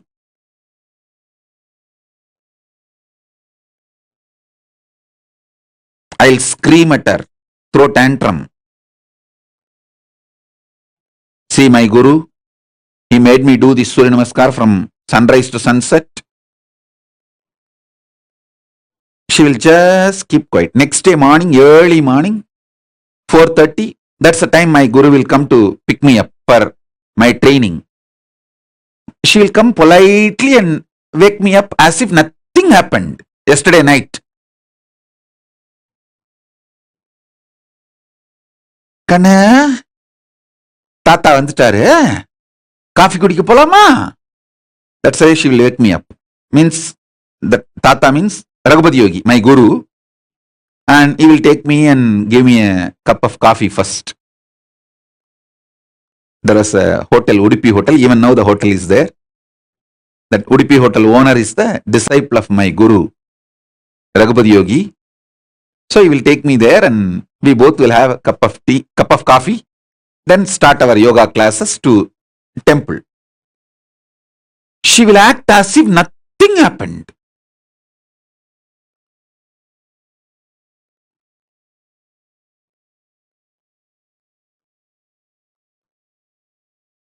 Night I would have thrown tantrums, screamed at her. 10 times I would have divorced by my gurus.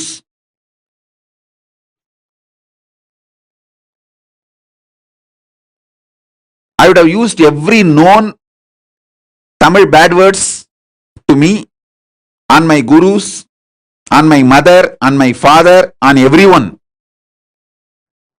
Next day morning, politely she will, Kanaya, Tata has come. Let's go for drinking coffee. She will not tell, let's go for the yoga. She will tell, wake up, let's go for the drinking coffee. As if he's going to give me coffee and make me sleep again, rest again. No. Coffee means over. Then I have to start again. From sunrise to sunset. I'll tell sometime, oh son, why are you coming?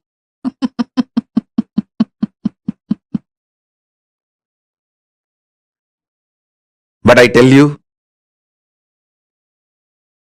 now even when I remember all this, feel so grateful to them. See, the greatest sacrifice a guru does is, even when you abuse him, he continues to keep quiet, waits patiently, secretly, and says, it's okay, all right, that is the way life is. And he comes back to you, knowing that you may abuse him again. That's a tyaga, sacrifice a guru does.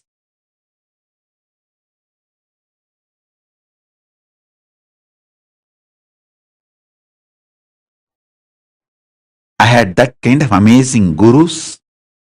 Fortunately, that kind of a legal system where the government has no right to interfere between guru-disciple relationship.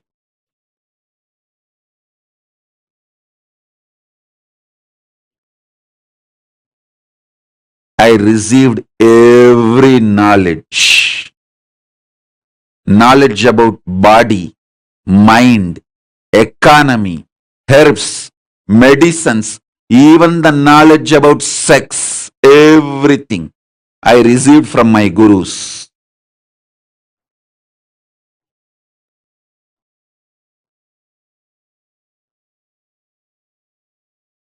Fortunately, at those days, law, society, ecosystem, above all, my parents all were supportive.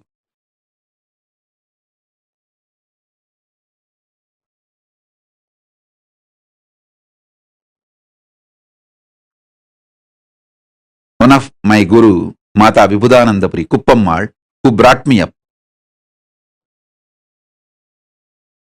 the main few people who collectively took the responsibility of me and worked almost 24/7 for me is Isakki Swami, Mata Vibhudanandapuri Kuppammal, Yogi Yoganandapuri Raghupati Yogi, Narayana Swami Tata, Tottakara Tata, that's a nickname, Narayana Swami Pillai. These few people.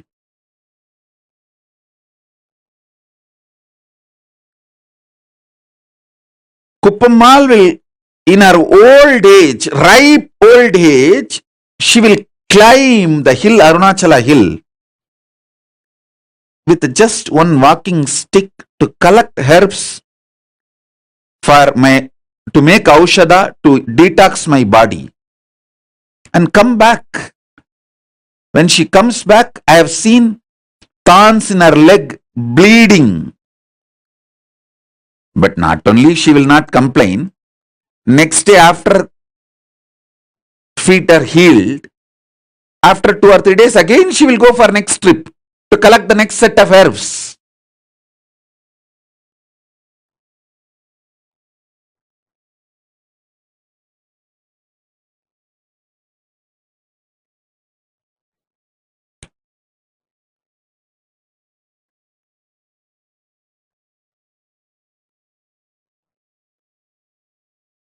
The fortune, best thing I had in my life is that kind of guru, legal, social ecosystem which did not interfere between guru and disciple. Above all, my parents were absolutely clear. My gurus are the decision makers in my life.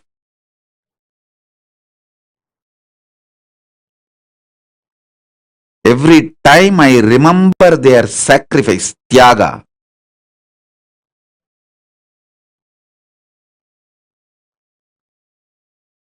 sometimes morning when my guru comes to wake me up early morning 4:30 to take me for the yoga training, I will not even hold his hand. I will just keep my hands like this on my hip and walk.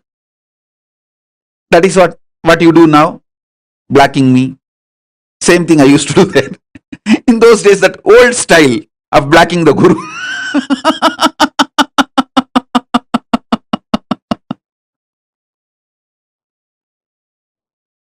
Now in the modern day, the kids block in the Facebook and kids block in the social media.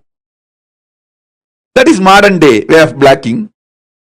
The olden days way of blocking is, I will not give my hands, my fingers for my guru to hold. He will hold and walk usually, because the early morning while you walk in the Tirunamai streets, there will be stray dogs which will bark, and so he is overprotective of me, so he will hold my hand and walk. I will not give my hand for him to hold. I'll keep it in my hip to show that I am angry. And it is a torture. He is too demanding. So at that time, he will walk behind me, making sure I am safe. And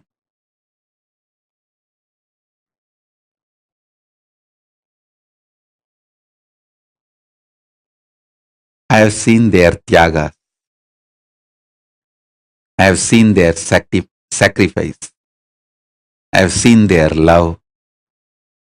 I have seen how they poured their life into me. I tell you,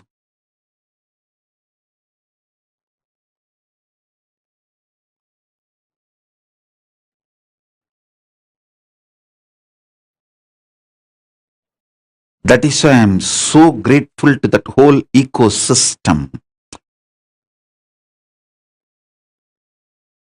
I wanted to revive that ecosystem, rebuild that ecosystem. All my extreme sacrifices is just to rebuild that ecosystem, revive that ecosystem.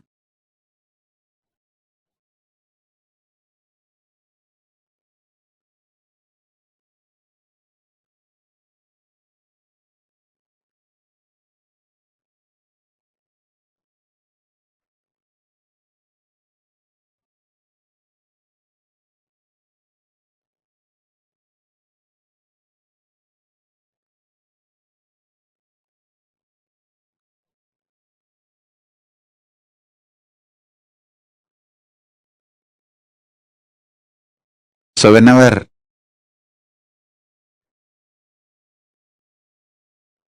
I remember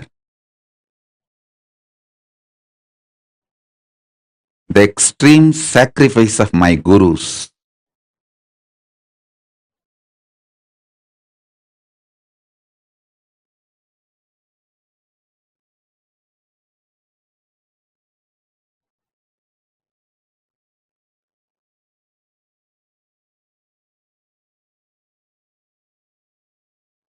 I know they made me.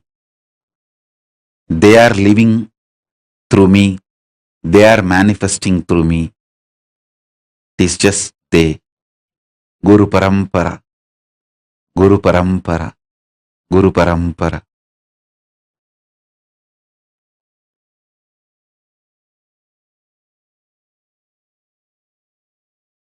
I have seen great yogi like Raghupati Yogi doing dharana, not only on his body, expressing those powers of dharana through my body, just like that, casually.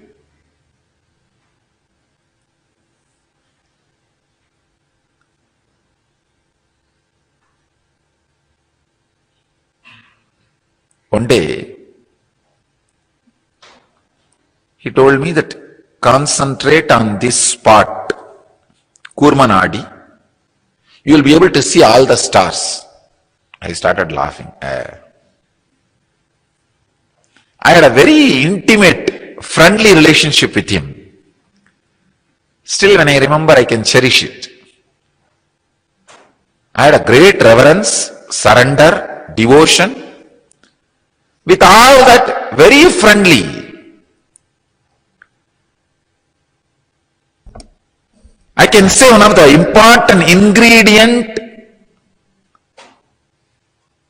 was there in my relationship with him, which I cherish still now. I was never surprised or shocked by the extraordinary powers he expressed. He said, it's okay. Somehow, in the deep down, even though I have not started expressing those powers at those moments through my body and mind, I just know I have all of them inside me.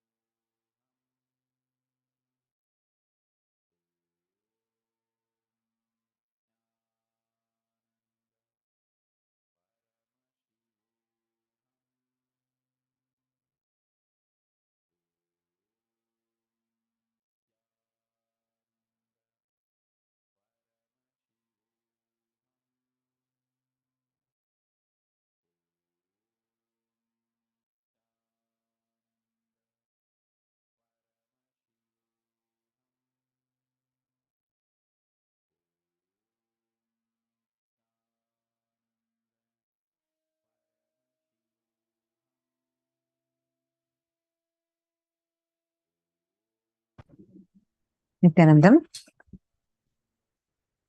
So beautifully, Swamiji explained to us about the importance of Guru Parampara and how the Guru Parampara plays a major role in giving us, keeping this whole thing alive. Swamiji explained about how Swamiji's gurus had transmitted this extraordinary knowledge to Swamiji, and how Swamiji had it as a very casual cognition that if my gurus have it, it's just mine.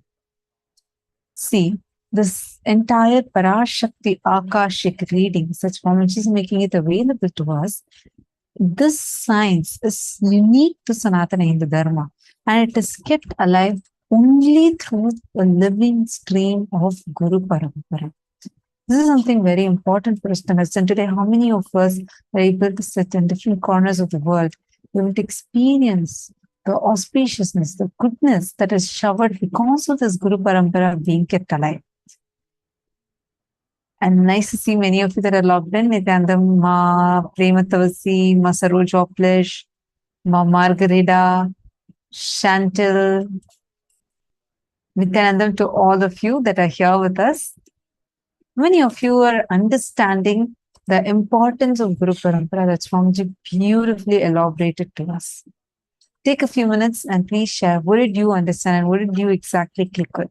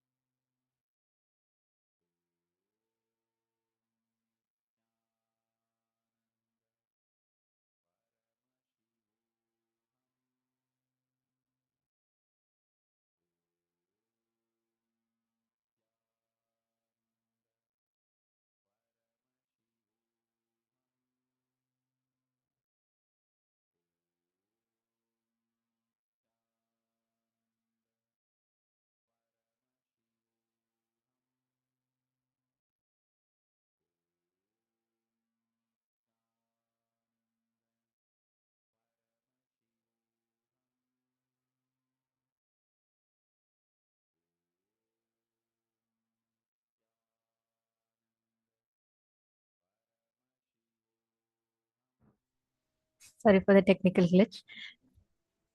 Today, all of us listen to about what the divine feminine consciousness is.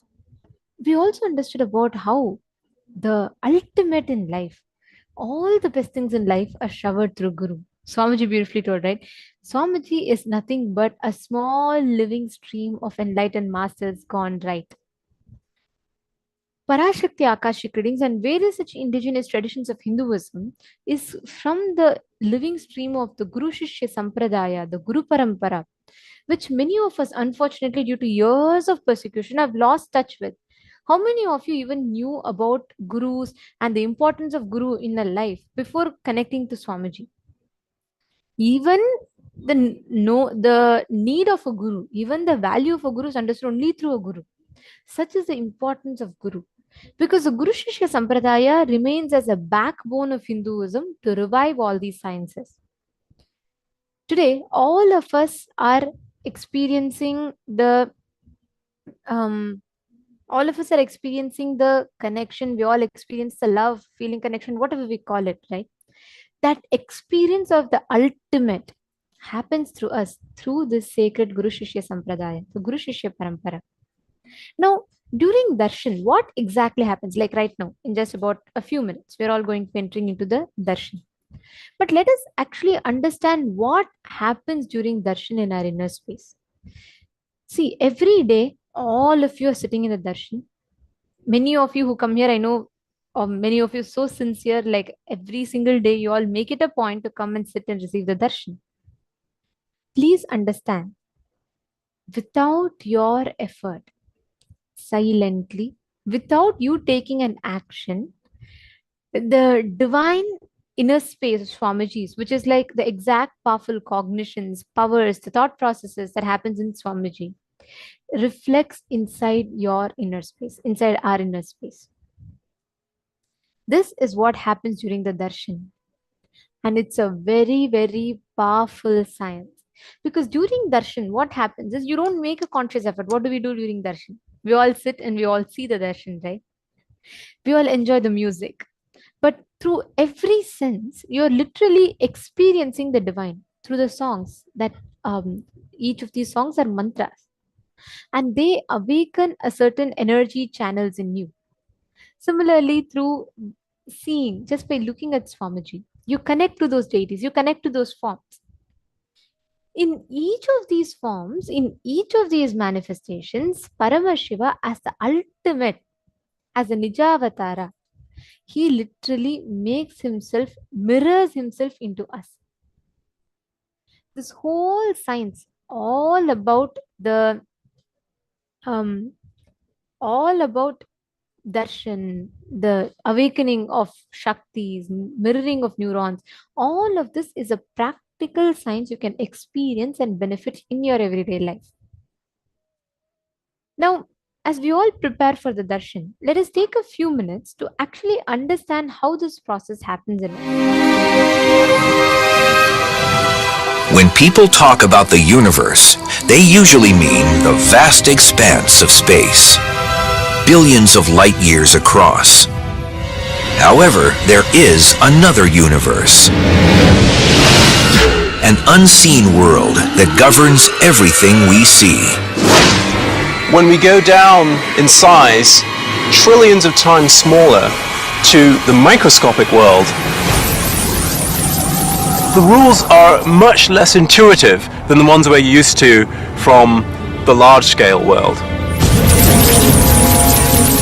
The magic of the microscopic universe begins at about a 10/1000th of a meter, or the size of an atom. Matter behaves so differently at this level that scientists have developed an entirely new set of rules to describe what's going on. They call it quantum theory, and what it says is extraordinary. This baseball represents a subatomic particle, like an electron or a photon of light, that routinely does all sorts of weird, strange things in the microscopic universe. The subatomic version of this baseball can be invisible, can go through solid objects with ease, can be in multiple places at the same time, and can seemingly go backwards in time and change the past. This means I could throw this microscopic baseball to first base and to home plate at the same time, or change the seemingly predetermined outcome of a play while it's still going on. Now this is the stuff of science fiction, but really we know it to be true, or at least it appears to be true in our quantum world. We get all sorts of weird things happening. If scientists can understand how these weird things work, they'll be able to put them to use in our everyday world, revolutionizing modern computing and perhaps even allowing us to communicate across the cosmos instantly. The key to making these miracles come true is a process called quantum entanglement, and scientists are already harnessing this astounding discovery for both civilian and military purposes. In quantum physics, what happens to an object over here can instantly affect an object over here, and over here could be millions of miles away.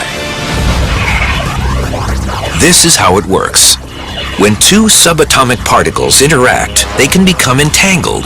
That means their spin, position, or other properties become linked through a process unknown to modern science. If you then make a measurement of one of the particles, then that instantaneously determines what the behavior of the other particle should be. And when the experiment is done, it's found that indeed the other particle's quantum state is exactly determined once you've made a measurement of the partner particle's quantum state. That means if a scientist observes one entangled particle and forces it to spin clockwise, the other entangled particle will immediately start spinning in the opposite direction. That seems intriguing, but it's hardly earth-shattering until you consider that the two entangled particles can be separated by billions of light years. And still, the moment you observe one particle's spin, you've dictated the other particle's spin. That's weird, because it may suggest that information has traveled instantaneously, faster than the speed of light, from one particle to another. I don't understand it. I don't know that anyone does. Spooky action at a distance, as Einstein called it. What's surprising is that when you make a measurement of one particle, you affect the state of the other particle. You change its state. There's no forces or pulleys or, telephone wires. There's nothing connecting those things, right? How could my choice to act here have anything to do with what happens over there? So there's no way they can communicate with each other. So it is completely bizarre.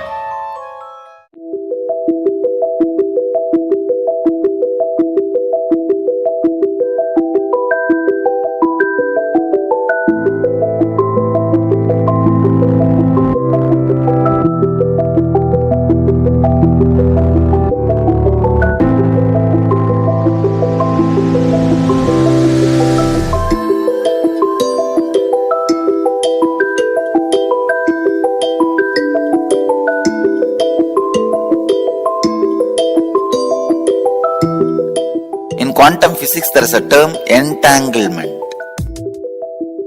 Means when one energy source entangles with another, they interfere with each other. This interference can be highly positive and transformative and harmonious. Entanglement directly affects human beings. When you come in my breathing space, this is what happens. Your mind gets entangled with my no mind. If your mind entangles with my no mind, it is entanglement, thought level. Next, if your muscle memory gets entangled with my muscle memory, that is called entrainment. If your biomemory gets entangled with my biomemory, it's called enlightenment. Entanglement can move to entrainment, then entrainment can become enlightenment. Entanglement means two persons falling in tune with same thought. Entrainment means two persons falling in tune with the same idea. Enlightenment means two persons uniting beyond ideas. Understand, when you are in entanglement with me, I give my inner space to you, which is lighter than the outer space. all I do is, for few minutes, a few seconds, I make your inner space lighter than the outer space by removing the mass, dirt. Those few seconds you are in entanglement with my inner space, purest consciousness. Once you are exposed to that, by and by your biomemory, muscle memory, inner space, everything starts enjoying that space and starts living in that space. It becomes living enlightenment. This is the way. The entanglement becomes entrainment. Entrainment becomes enlightenment. Entanglement is initiation. Entanglement is the most powerful way. Entangling yourself with an enlightened being is the most easiest and powerful way to raise yourself to the higher level and get enlightened.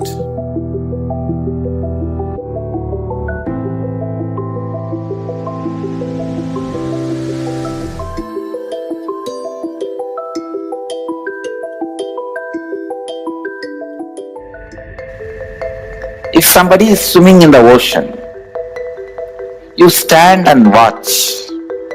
Whatever brain activity is happening in that person's brain, even if you are watching, the same activities are mirrored in your brain, meaning the same kind of electric and neurotic impulses are activated in your brain. Now you know why just by gazing into my eyes, you are in the space of completion. I am swimming in the ocean of consciousness in the space of completion. So naturally, you are absorbed in total absorption. Actually, total absorption, totally being absorbed happens during energization. Whether you are there or not, it's my job. I just pull you to that space during the energization, so you cannot escape. It's replicating the highest neural activities inside me, experiencing and living life with the cognition, energy and the inner space of an incarnation. You just sit and absorb. That's all.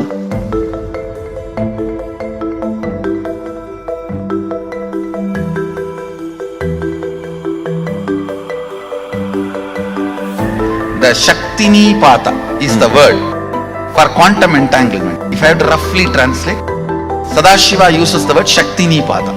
He goes even one step further, even taking bath in the same water in which master took bath or the deity has been given bath, and sprinkling that same water on your head. So, to the extreme level, Sadashiva describes this quantum entanglement not only in the physical level, even thought currents. If I express certain thought current and you are wow, you feel wow about it, then the entanglement has started. What is being told to you? What for I stand? What is the concept I share? And what I inspire in you only will get strengthened and become experience when I am entangling with you. The Shaktini Pata with me means the concepts for which I am standing will be reality for you. I am very clear, you are Sadashiva, whether you understand or not. And more of that truth I will manifest in your body, mind, muscle memory, biomemory, everywhere. That manifestation is powers, and more you manifest, play with the powers, more and more you will be grounded into the reality you are Sadashiva, ultimate. I am entangling you for this experience.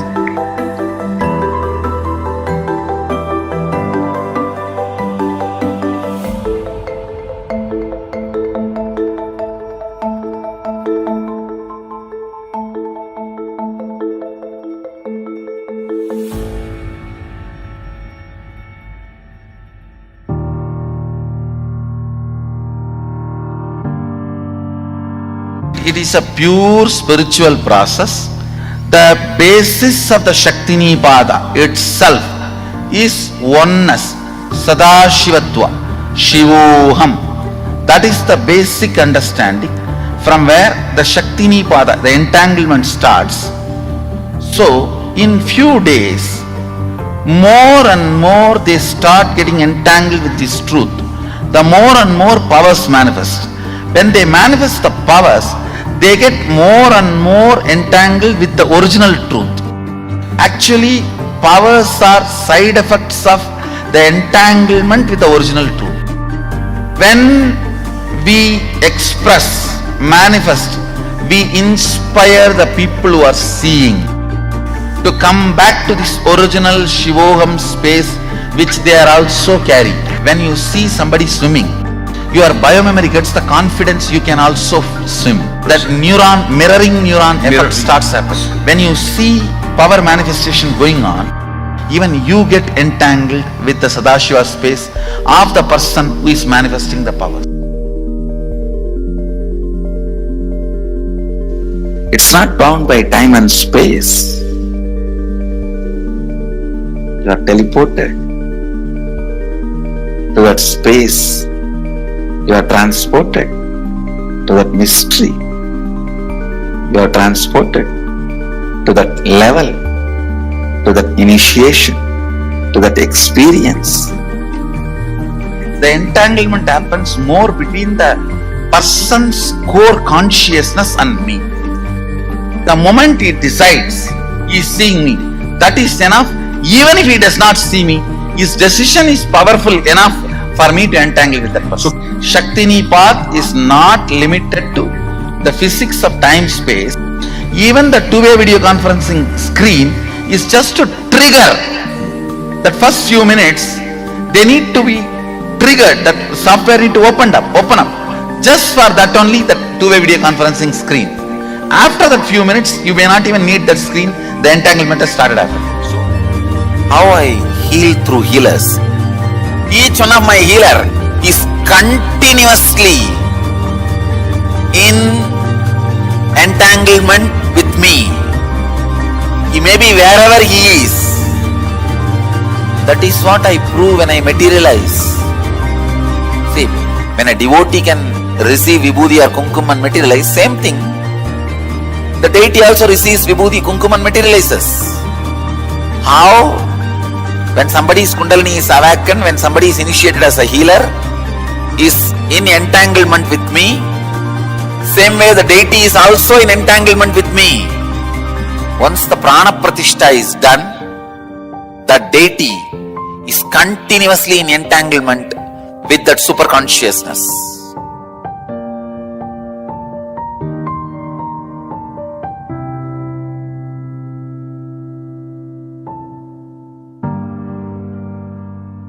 I can give you a simple technique to have entanglement with me. Just morning, sit in the satsang, that's all. Every day morning satsang itself is entanglement with me. If you are in the entanglement level, just physical healing happens. If you are in entrainment level, means muscle memory, doing what I am saying, the transformation happens. If you are in the enlightenment level, just melting. The very mystical doors of life opens and the enlightenment, conscious explosion happens. And my every satsang is programmed. I can say entanglement enabled.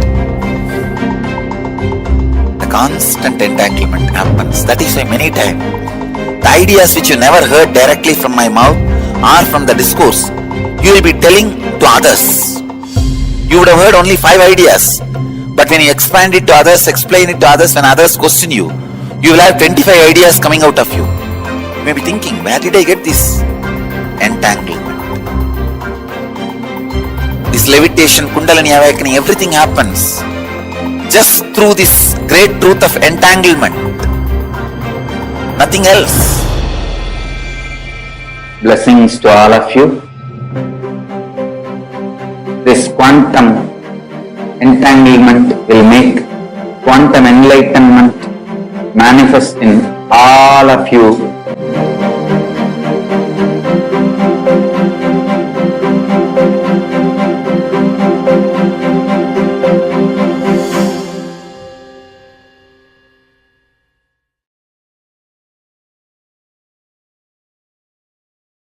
Whatever you think as your strength, like how much cash you have, how much gold you have, how much money you have in the bank, what all properties you have, your secret passwords, passcodes, your strength secrets, you will tell only to your son or your daughter to whom you are going to give your inheritance.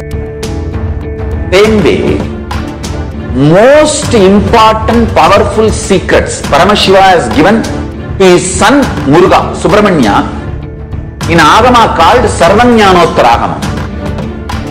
All the powerful secrets the father will tell only to his son.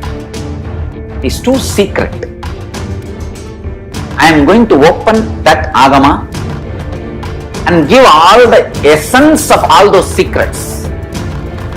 Secrets of Charyapada lifestyle, secrets of Kriyapada, secrets of Yogapada, secrets of Jnanapada. I am not only going to teach you, I am going to give you exactly what Paramashiva gave it to Subramanya. Because Paramashiva himself is manifesting to this being now, giving you all exactly what was given to Subramanya. Nothing is required from your side. Just sit like innocent Subramanya, Muruga at the feet of Paramashiva. I assure you, whatever was given to Subramanya, the whole life will be given to you now. Not just words, teachings, not even just experience, life itself. I am talking to each one of you sitting in your room. I will make you all Subramanya.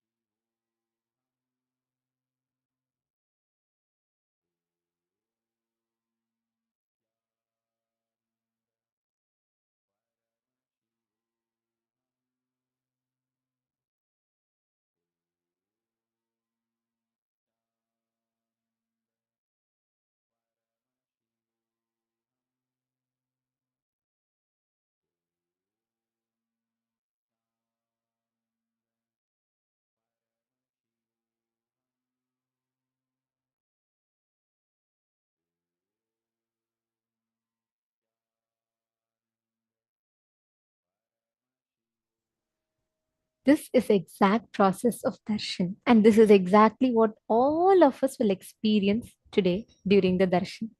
Now it is time for all of us to get ready to receive the darshan of Parashakti. And today we will be having the alive darshan of Devi Parashakti. Let us all get ready to receive the darshan. Please sit straight. Chant the Mahavakya. Om Nithyananda Paramashivoham